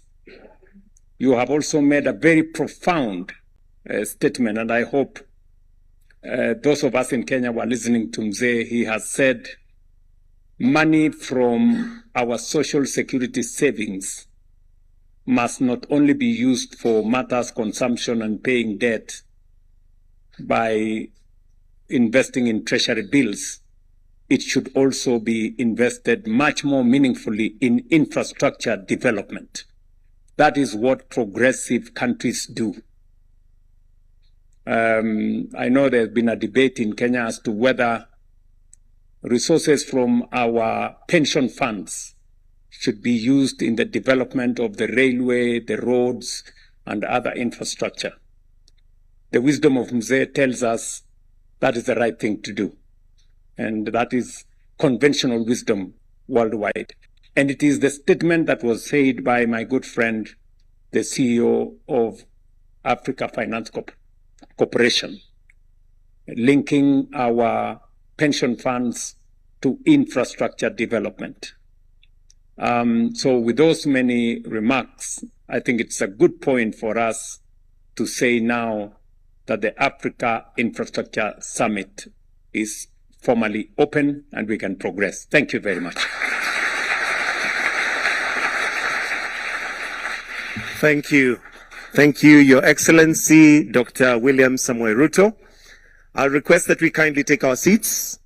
We'll shortly be transitioning to a presidential panel discussion. And for us to transition to that, we'll now have the signing of the host country agreement. And I request that we bring in the table and those instruments that are going to be used for signing. This is a signing of the host country agreement between Kenya and the Africa Finance Corporation. It is basically to establish the regional offices of the Africa Finance Corporation in Nairobi, Kenya, as has already been mentioned. So at this point, allow me to invite the signatories, starting with His Excellency Dr. Musalia Mudavadi, who is the Prime Cabinet Secretary, to kindly take your seat at the signing table.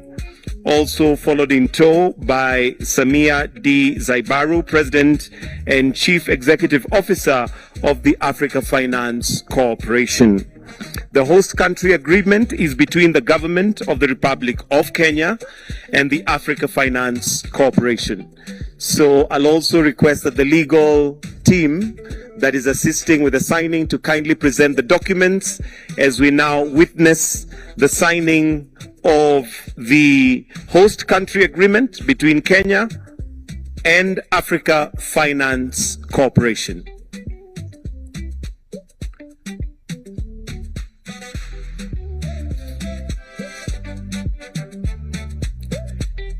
Again, the objective of this particular signing is to establish the regional offices of the Africa Finance Corporation in Nairobi, Kenya. As mentioned earlier, Kenya is definitely the hub of many activities in the region. Africa Finance Corporation, Kenya now also being established, and after the signing, we'll request for a photo op before we transition to the next part of this particular opening ceremony, which will be the presidential panel discussion, in which I will invite Jennifer, who's going to be the moderator of that particular session, Jennifer from Bloomberg, but I will do that as soon as we're done with the signing of the agreement.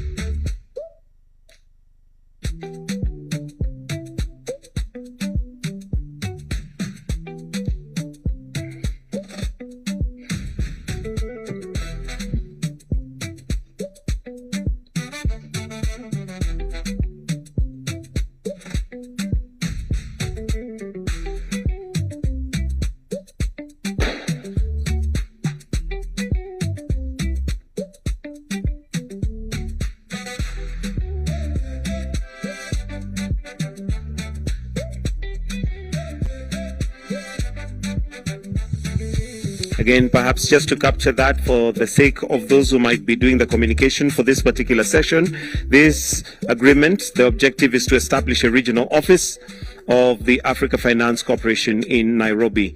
And it is the host country being Kenya. And this particular agreement is between the government of the Republic of Kenya and the Africa Finance Corporation. Now that the signing is done, we'll request that the signatories will stand for a photo op as they hold their document. Kindly let them hold their document for that photo op with the crowns facing the photographers. Wonderful. Why don't you give a round of applause? Thank you. Thank you very much.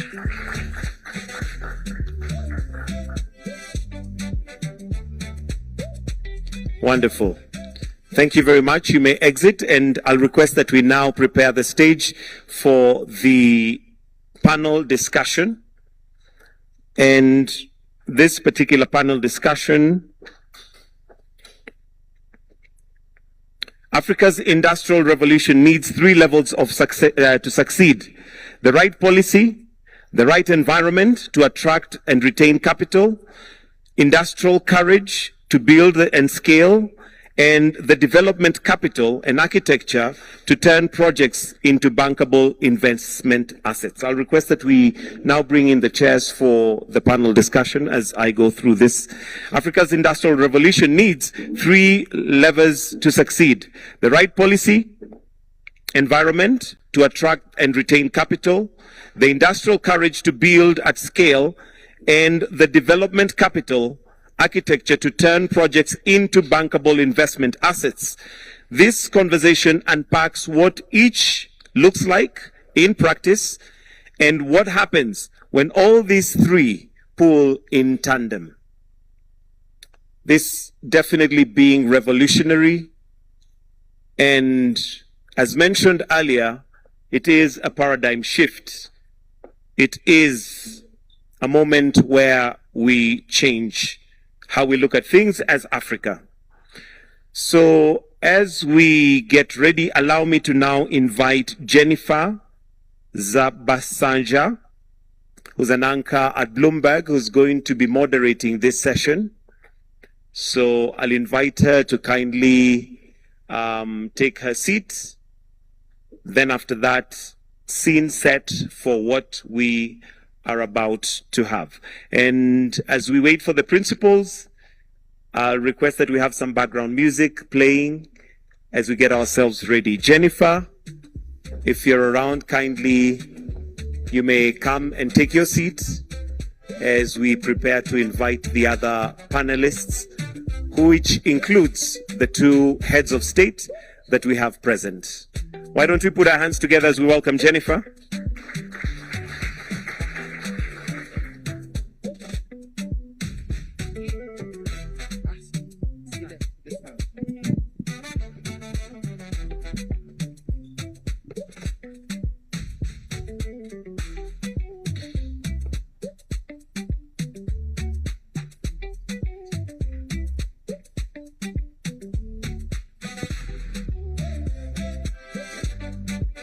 So allow me to invite the panelists. And at this point, Samaila Zubairu, kindly, if you may come on stage. Let's give him a clap as he's approaching.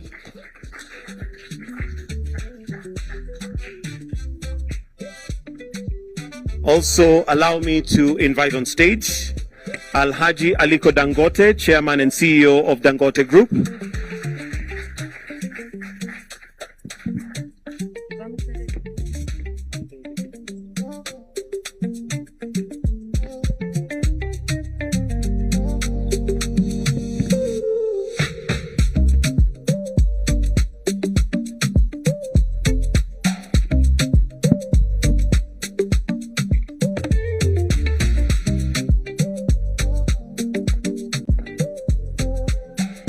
And we shall now just take a short minute as we wait for His Excellency Yoweri Museveni, who will also join in the panel together with His Excellency Dr. William Samoei Ruto. So we'll just take, let's just have some background music as we wait on that.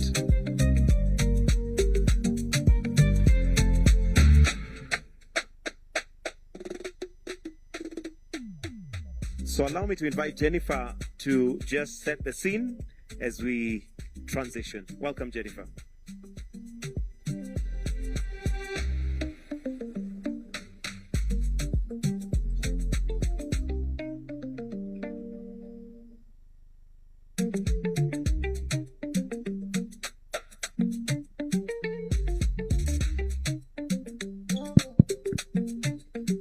Okay, we found one that works. Good afternoon, everyone. As Mike was pointing out, my name is Jennifer Zabasaja, and I am an anchor and a correspondent for Bloomberg Television based in Johannesburg. And I'm very pleased and honored to be a part of this panel session today with Aliko Dangote, also Samaila Zubairu, and our two heads of state who will join us. As we've been hearing all morning, the discussion is really about a more regional integrated approach to investment and infrastructure. And so we're hoping to, again, as Mike was pointing out, put the levers, the three different levers together that make up the ambition and hopefully accelerate some of the ambition that we have. And we have, of course, one of the best examples of that in Aliko Dangote, of course, with the refinery in Nigeria, and then some, and also the policy portion of it, how we see our leaders potentially helping us to accelerate that, and the AFC, of course, convening this gathering and talking about the financial architecture that is needed to make this happen. So perhaps we get things started while we wait a bit. I wanted to just start here, and maybe I start with the both of you. Aliko, you're so far away. I don't know why. But luckily we have microphones. We've been speaking all morning and hearing from the presidents and the heads of state about some of the challenges that we've seen on the continent and the potential moving forward. What's been interesting is for the past 2 decades, if we take a look at AFC has been 20 years old. Past 2 decades, there's been more than $1 trillion, US dollars, committed to infrastructure investment on the continent. And yet we're seeing the vulnerabilities of Africa at this point. Of course, from your vantage point, as someone who has this refinery that is revolutionizing the way we talk about industrialization on the continent, where do you think the gaps still are right now? Well, thank you very much. It's great to be here. I must thank AFC and the government of Kenya for arranging this conference, which is the Africa we build. I think, sorry, I have a bit of, I've lost my voice really, so, I hope you can hear me. So when you look at it today, we can do much, much bigger things, and I think it was President Ruto who said that maybe we should forgive past leaders. But right now we don't have any excuse, because we have, very big financial institutions. We have big entrepreneurs. What actually caused the delay before was that normally when you go to those financial institutions, the interest is not to develop Africa. The interest is to develop themselves. And, today we have big financial institutions that are at least they can listen to the big, entrepreneurs and see how do we develop and build our nation. We have made a lot of mistakes in the past where we've been relying on foreign investors. A foreign investor will not come without the leadership of domestic investor. So a domestic investor must take the risk and start developing your own continent, not for you to wait for foreign investors. Foreign investors will only come when things are looking rosy and good.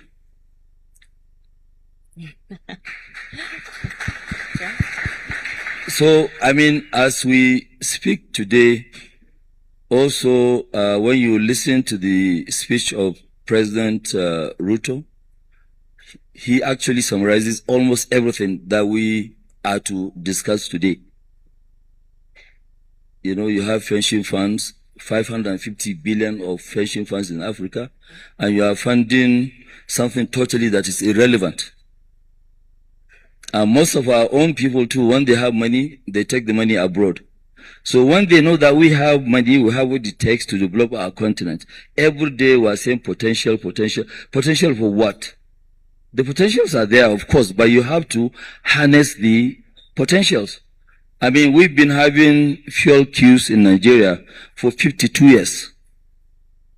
Even when the refineries were sold, 3 out of 2.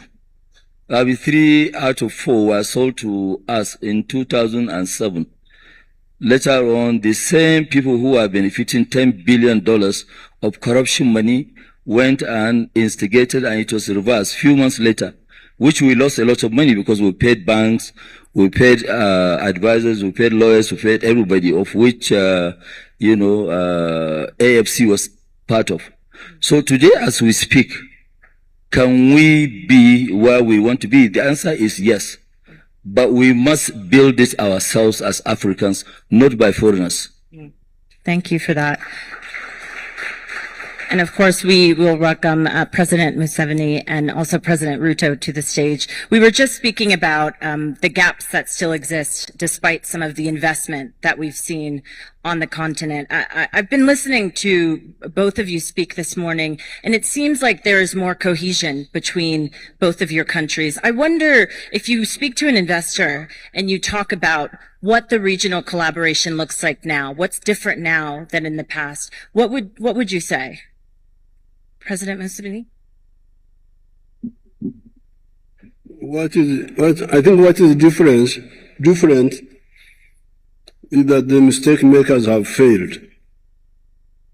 So people have seen the mistakes. The mistakes have blossomed. They have seen.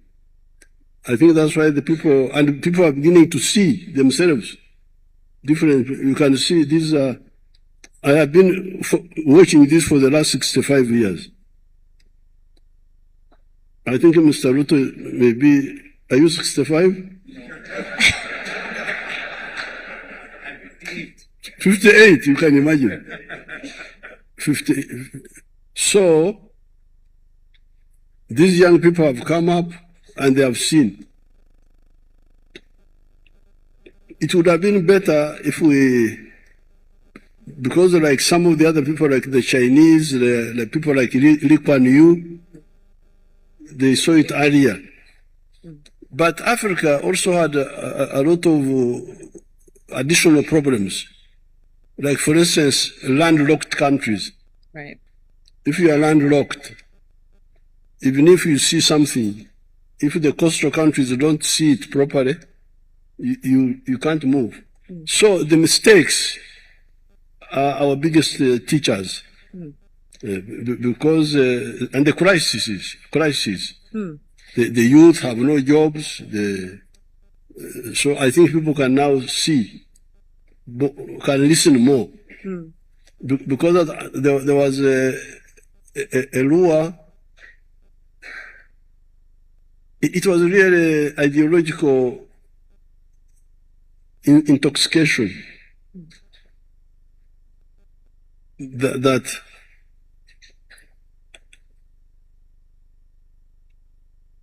if you, like for instance here in East Africa, how the East African community broke up in 1977 with Amin.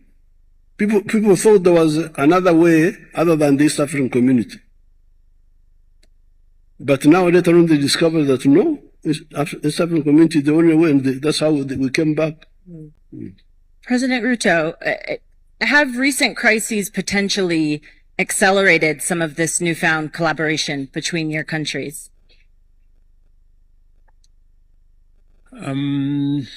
Yes and no. I think the question you've asked is what is different now?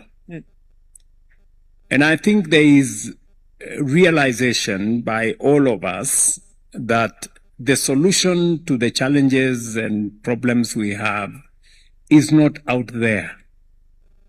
It is right with us. If you listen from what Dangote has said, he has said investors from out there will not invest in our countries unless we take the lead ourselves. Why would somebody else take a risk? How is it their business to build our countries? It's none of their business, and I mean, rightfully so. First and foremost, we must realize that it is our responsibility. Others can only come to support us, but we must take the lead ourselves. And it doesn't start with entrepreneurs and industrialists like Aliko here. It starts with leaders like President Museveni and myself. Because a challenge that we have in our continent is a challenge of leadership. That's it. I mean, if the leaders are not willing to lead from the front, if the leaders are not willing to make the decisions, the policy choices that will take our country forward, because some of the policy choices are not necessarily popular.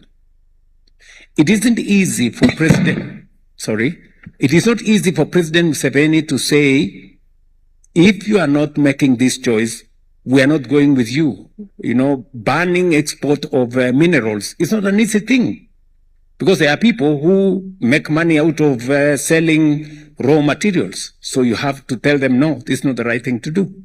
So some choices have to be made by leaders. So it starts with us as leaders, making the right choices. Not convenient choices, not necessarily popular choices, the right choices. That's number one. Number two, it is to stop what President Museveni was saying, petty jealousy, between us. I'll give you an example. President Museveni decided that he is going to invest in the pipeline in Kenya because he believes that the pipeline in Kenya is not only important for Kenya, but is also important for Uganda.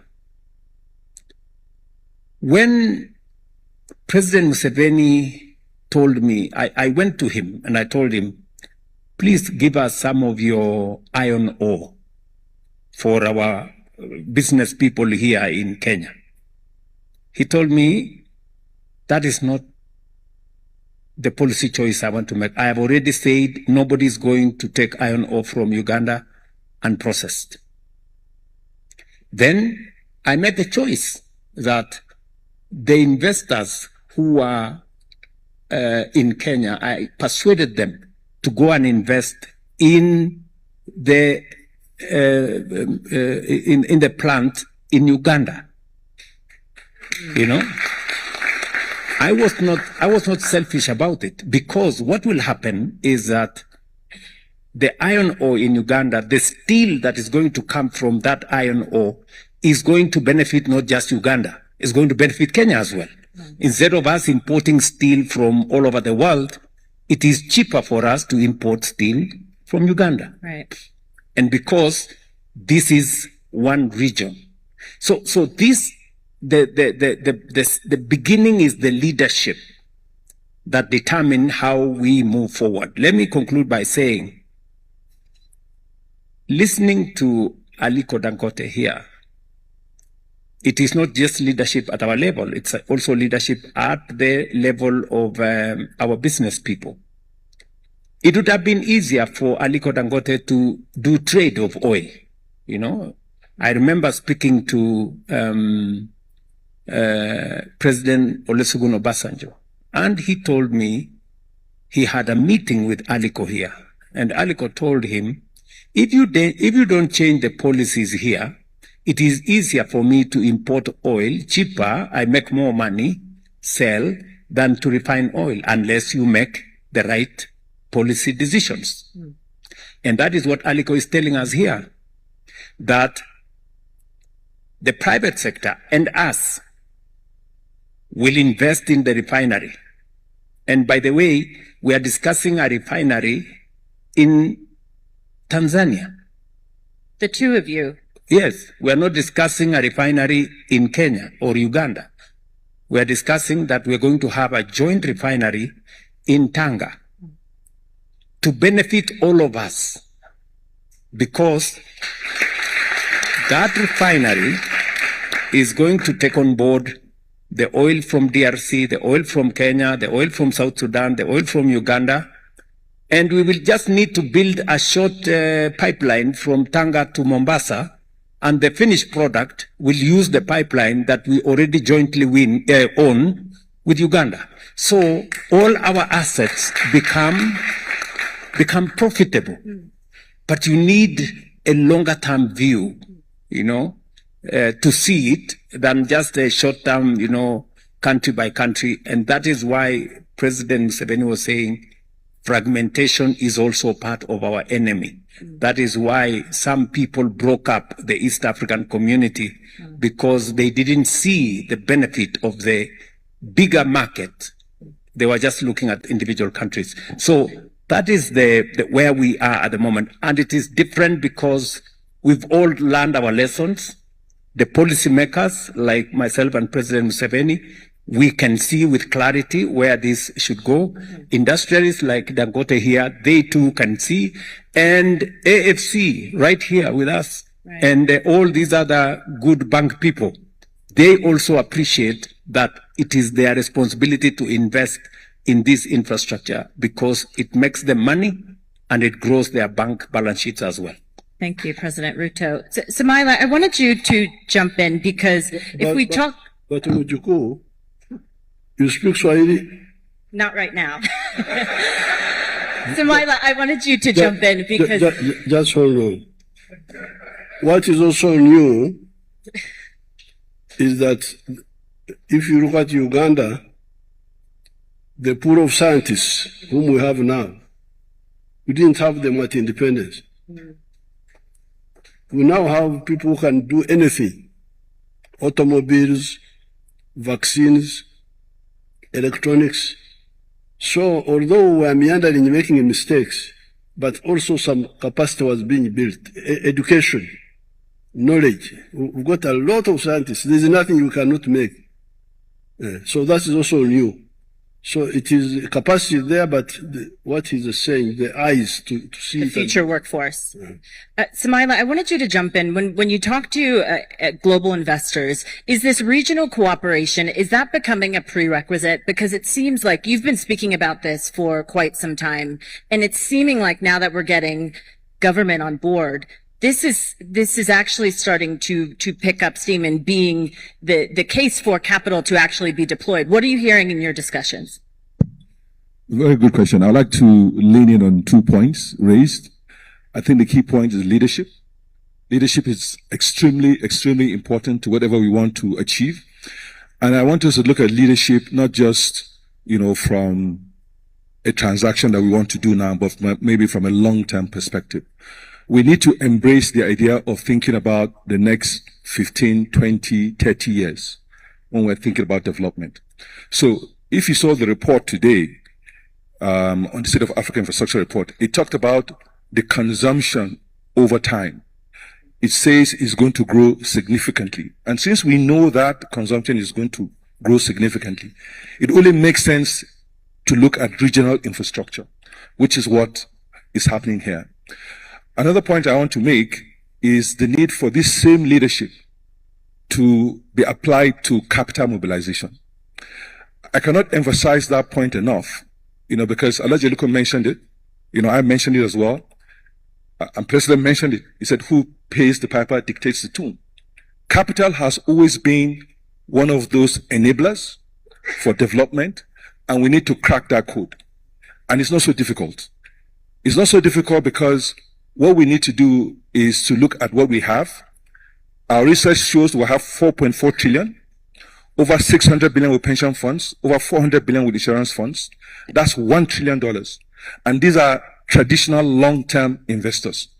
So what we should be looking at is the regulation that prevents insurance companies from playing in other jurisdictions.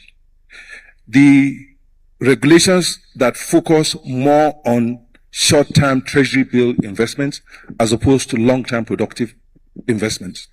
We need to educate our trustees and gatekeepers on the need to think of the future of the workers whose funds they are managing. It is not enough to say that you're managing funds for pensioners and their children will be unemployed. That doesn't make any sense. We must have that in mind, that we must be managing holistically. So that means we must be deliberate around policy and on what will make policy work. So I come back to credit enhancements. We're just starting this journey. We're starting this journey. We need to understand that the trustees are more focused on safety and liquidity. That's their job. So we need to find a way to make them comfortable to take longer term risks. And I believe that within us in this room, the Alliance of African Multilateral Financial Institutions, the new architecture for the new African Financial Architecture Development that is being chaired by ADB, within this room or within this group, we can create guarantee programs that will take the initial risk from pension funds. So they're not looking at the project, they're looking at our own risks. And because we are going to develop and prepare these projects, they can be comfortable that we will not put our money in things that don't work. I say this because we need to go beyond this 100 million, 1 billion, 2 billion. We should be looking at 20, 30, 40, 50 billion for development. And for me, that is more important than any conversations that we can have with anybody. Let's focus on our needs for development. We have identified several infrastructure projects that need to be built. We have identified several refineries, fertilizer plants, all of this. They need billions of dollars. And we should be thinking about how can we use this opportunity, create those credit enhancements, create those guarantee programs that allow us to mobilize 20, 30, 40 billion dollars. I'm not interested in conversations. I mean, we have conversations, but I mean, like Alhaji Aliko mentioned, they are focused on their own objectives. Yeah. I'm focused on African objectives. I'm focused on the future of the African child. I'm focused on what future are we living. So I'm more interested in what we can do together. I'm more interested in what leadership can get done. And let's work together, make these reforms in the insurance, in the pension sectors to ensure that capital moves around. So somewhat answered my question. A little bit of, not so much a prerequisite, but just it's a nuanced discussion that you're having with investors now. Aliko, I wanted you to jump in because you have said that you have an ambitious goal for the Dangote Group and want to invest where there's a lack of investment on the African continent. When you look at East Africa, what are the policy commitments that you need? You say you're already in discussion. What is it that you need? I think what we need, first of all, is consistency in government policies. That's number one. And also the support of the governments here. Because, I mean, if you look at it really, what we lack in Africa is quite a lot. Because we're a continent of imports and we're not really exporting much. We export raw materials. Which means when you export raw materials, you are exporting jobs. And when you import, you are importing poverty.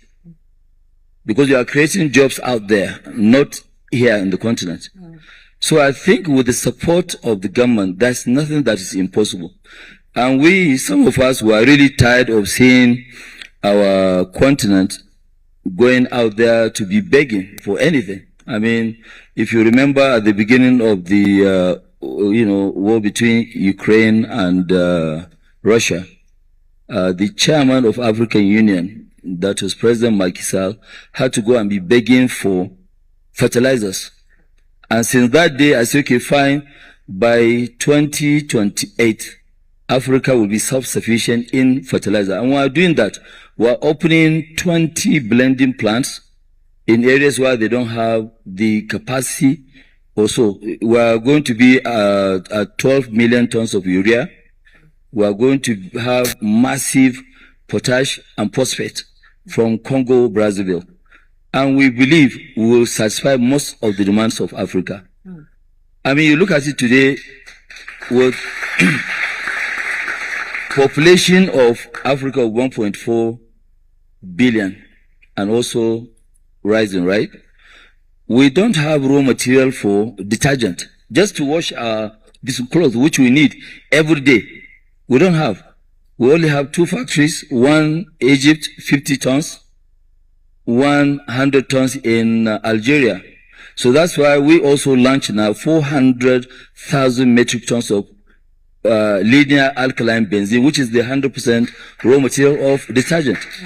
So we have quite a lot of which before we don't have the capacity. But right now, with the likes of Afrexim Bank, with the likes of Africa Finance Corporation, with a lot of support from other financial institutions. Following these two, there's nothing we cannot do in Africa. That's why we, as a group, we have now launched between now and 2030, we're investing $40 billion in various fields.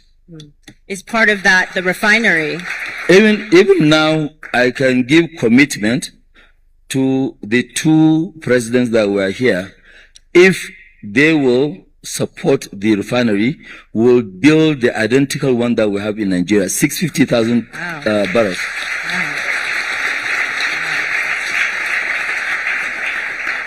So the discussions are still early, though, but the 3 of you, it seems like you're trying to make this work. It will work. There's nothing that can stop it. We have done the one in Nigeria, and that's why we are taking the bold move, which we have started already. Piling has started. We are building that one to a scale. 1.4 million barrels a day will give us will be the largest refinery in the world. That's number one. Number two, will have 10% of the entire United States of America's refining capacity. And this is coming with a lot of, petrochemicals. And if you look at it today in Nigeria, if not because we have polypropylene, all the businesses would have collapsed because cement is packed in polypropylene, flour, rice, grains, everything. So nothing. And the cost now has shot up between just 45 days from $900 a ton to $3,000. There's no way you can afford it. So that is why we must learn how to build self-sufficiency. Right now, we have big financial institutions that are very hungry for big ticket items. And we are also big in terms of our own vision. Before, there's nothing that, any one of us will sit down and say, no, I want to build something like, when Samaila was heading our finance, long time ago, this was 2003, 2004, 2005, we were even paying 44% interest rate in Nigeria. We had to go to IFC to raise money. Was our first loan abroad was 478 million. And this thing can be done. 478 million. Samaila gave them a calculation that, okay, we need 3 years loan. They said, no, you guys, you don't know what you are talking about. You need 7 years. 2 years moratorium, 5 years payment. We said, okay, we agree because we are desperate for the money. When we took that money, we paid it back before the expiration of the moratorium, which is 18 months. 24 months, but we paid the money back in 18 months. So it is possible. Africans can do it. Let us not be scared. Let them not come and convince us that, no, somebody needs to carry our raw material to go and produce and bring the items here. I must really thank President of Uganda for taking this bold move. Stopping the export, they will be forced, they will come and produce. Why do you want to take the raw material, then you bring it back? We too, we have educated people, we have big financial institutions. It's not like before. Things have changed. Thank you for that.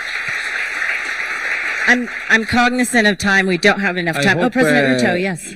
I'm happy that my Minister for Minerals is here, Hassan Joho. I hope you have heard the I see more plans. We are not exporting anything raw going forward. And the instructions are very clear that our minerals, for the record, sit down, was it? For the record, we had Base Titanium, one of the companies, they were exporting titanium out of Kenya.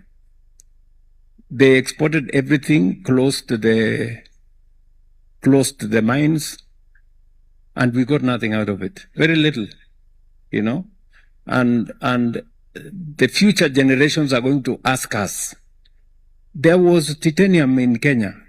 What happened to it? And we will have no answers for it.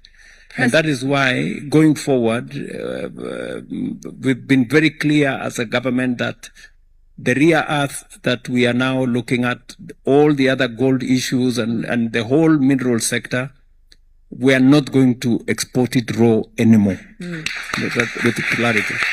And that is why, as we build the refinery together, this conference is also how are we going to take charge of all the other minerals in our region that are today being exported in raw form. How do we create an ecosystem here that also creates better beneficiation of these minerals by processing it here and driving the industries that use these minerals to come here and work with us? Because in any case, and that is, allow me to say why we cannot fail. It is not possible for us to fail. Even with the refinery, it is not possible for us to fail. Why? Because we have the raw material. We have crude. Number two, we have the market to buy the product. We are currently importing the products from all over the place. So we have the market to sell. Number three, we have the capital to build it. to develop it, and we have the industrialists to help us run it. Why would we fail? That's a fair question. President Museveni, I'd love to hear your perspective, especially as you're getting set to be an oil producer. How do you see this changing your economy, but also how do you assure beneficiation for your economy, as President Ruto was just speaking there? And the region, excuse me. Our strategy is already clear. We shall build the small refinery which we had planned of 60,000. That will be 180,000. Of course, this was for the internal market of Uganda and for the parts of Tanzania and parts of Kenya which are near Uganda because of the transport costs. But the surplus oil we shall contribute to the East African refinery, the one of Tanga. And as I told you, this is just from 40% of one of the 5. So we have got more oil. So when that more oil comes, we shall contribute to the refinery in Tanga more, but also we must own it also. It cannot be owned by the coastal states only. It must be owned by... regarding the other minerals, I can tell you, for instance, the uranium. We have got a lot of uranium. A Canadian company came and said, I want to take the uranium. So where are you taking it? To abroad. But I have had a rumor. What are you going to do with the uranium abroad? To generate electricity. But I have had a rumor that there are some human beings here. It's not confirmed, but I have had a rumor that there are some human beings here who need electricity. Why don't you start with those? The man disappeared. They never came back. So the uranium is in the ground. You, the grandchildren, you will get it out. If we don't get it out, it's there for you. That is the same story with the gold. I banned the export of gold. Now there are how many refineries of gold now? There are now 9. Imagine this, the one we are producing in Busia, is it a kilo or what?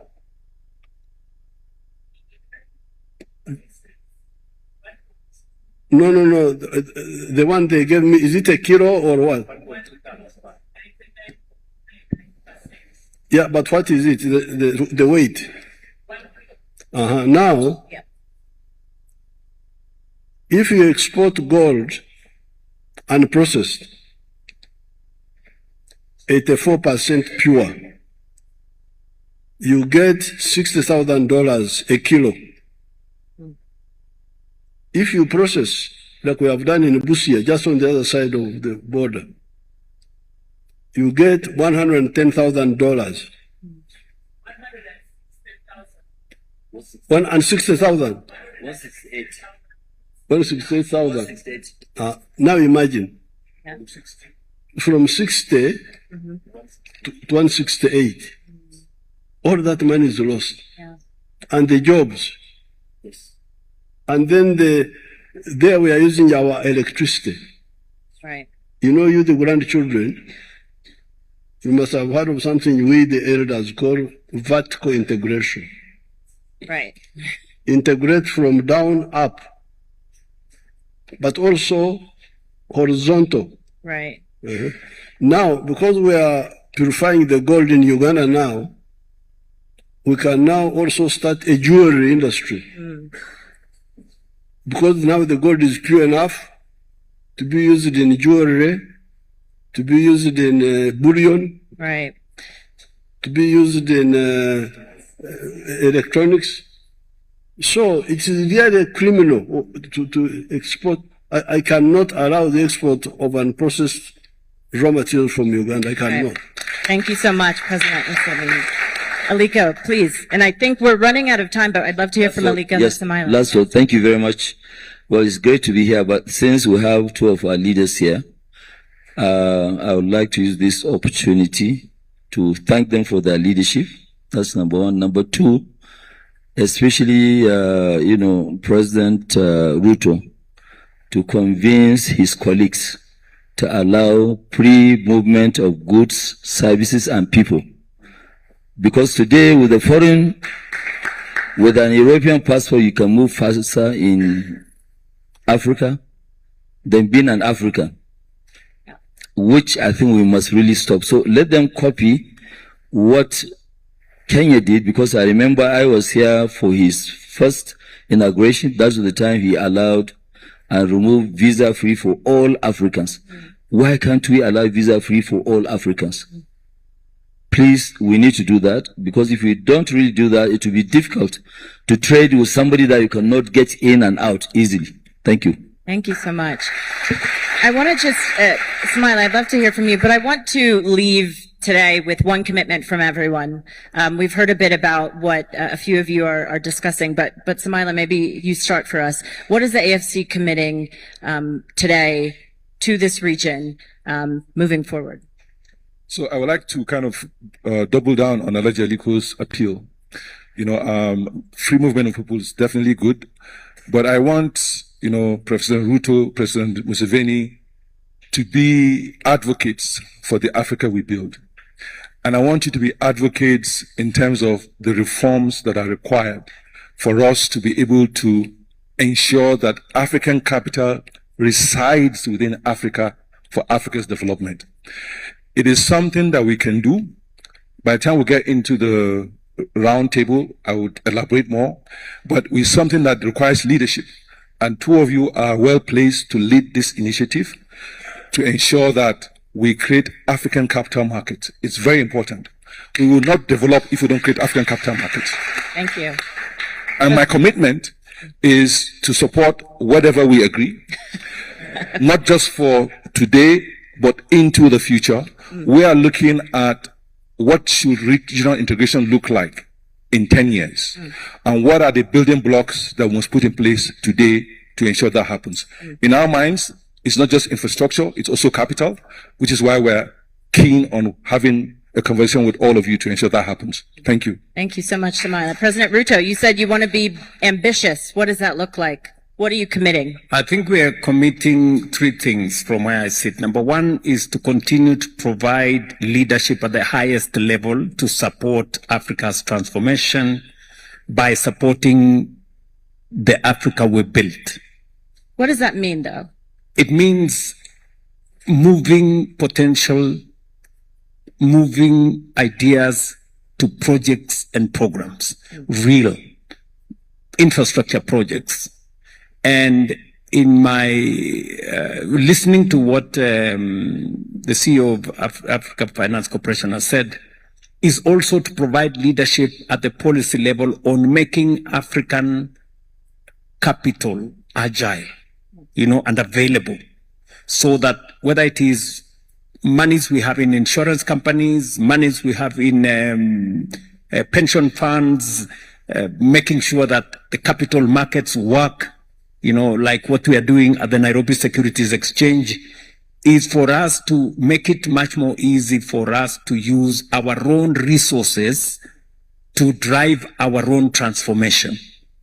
And thirdly is to support this by getting fellow leaders in the continent to look at this perspective from where we are discussing today, so that we can get more people moving, reduce the bottlenecks and challenges that citizens, business people, entrepreneurs, industrialists come across as they cross borders, and to make sure that we take advantage of the market that we are. 1.5 billion people is a big asset, is a big resource that we can use. And finally, is to realize that by doing whatever we are doing, making sure that we industrialize our continent, we are actually tapping into the huge resource of young people that we have in our continent,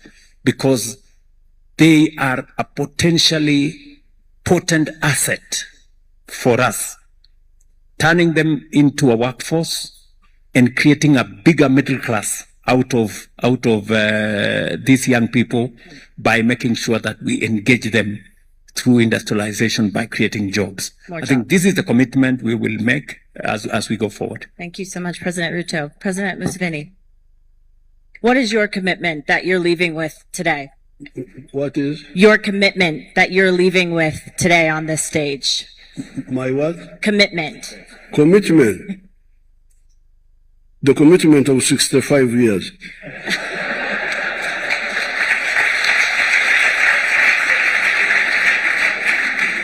You see, these young people now are joining me because for 65 years, African revolution has gone through three stages.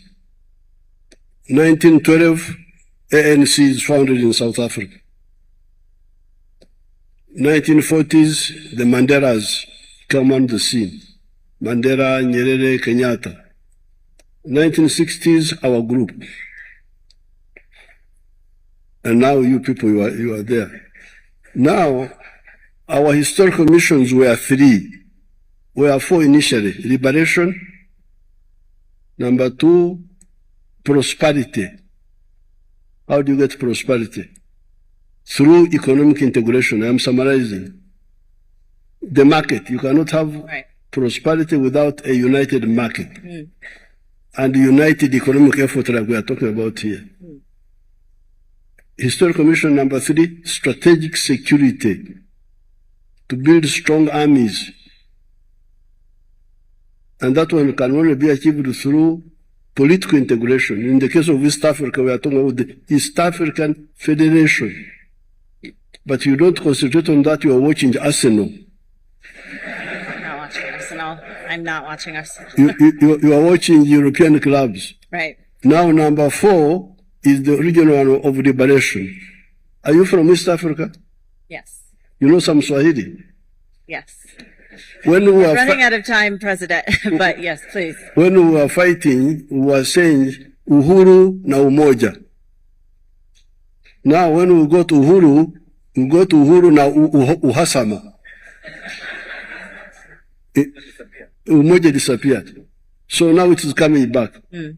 I'm very happy to see that I lived to see these people joining me, joining Mwalimu Nyerere, joining Nkrumah, joining the Pan-Africanists. Right. Thank you so much, President Museveni. And I'm really over time, but Aliko, I'll give you the final word. We talk about markets, we talk about Pan-Africanism. I'm wondering if your commitment is this IPO that you are committed to. I mean, how much is deepening and strengthening African capital markets a part of your own commitment to where we're headed? No, it's going to actually deepen the market, and we're saying that all Africans should invest and will be paying dividends in dollars. But my commitment today here is that if we agree with the 3-4 governments here about the refinery, we will lead and will make sure that that refinery is built within the next 4 or 5 years. Wow, that's great. That is a positive way to end. I am so honored to be next to all of you, and thank you all so much for the time that you have spent listening to all of us, to Samaila Zubairu, the Africa Finance Corporation CEO, President William Ruto, President of the Republic of Kenya, President Yoweri Museveni, President of the Republic of Uganda, and of course Aliko Dangote, President of the Dangote Group. Please join me in thanking them all. And as they exit, I'll request that you kindly just have a photo opportunity. Let's take our seats briefly. Kindly, let's take our seats for the sake of the media. Kindly to have a photo opportunity with the 4 panelists. And after the first photo, we shall then ask Jennifer to also just step aside and then have the 4 panelists. Thumbs up for the first photo. Thank you, Jennifer. If I may kindly just request that we have the 4 panelists on their own, kindly. Thank you.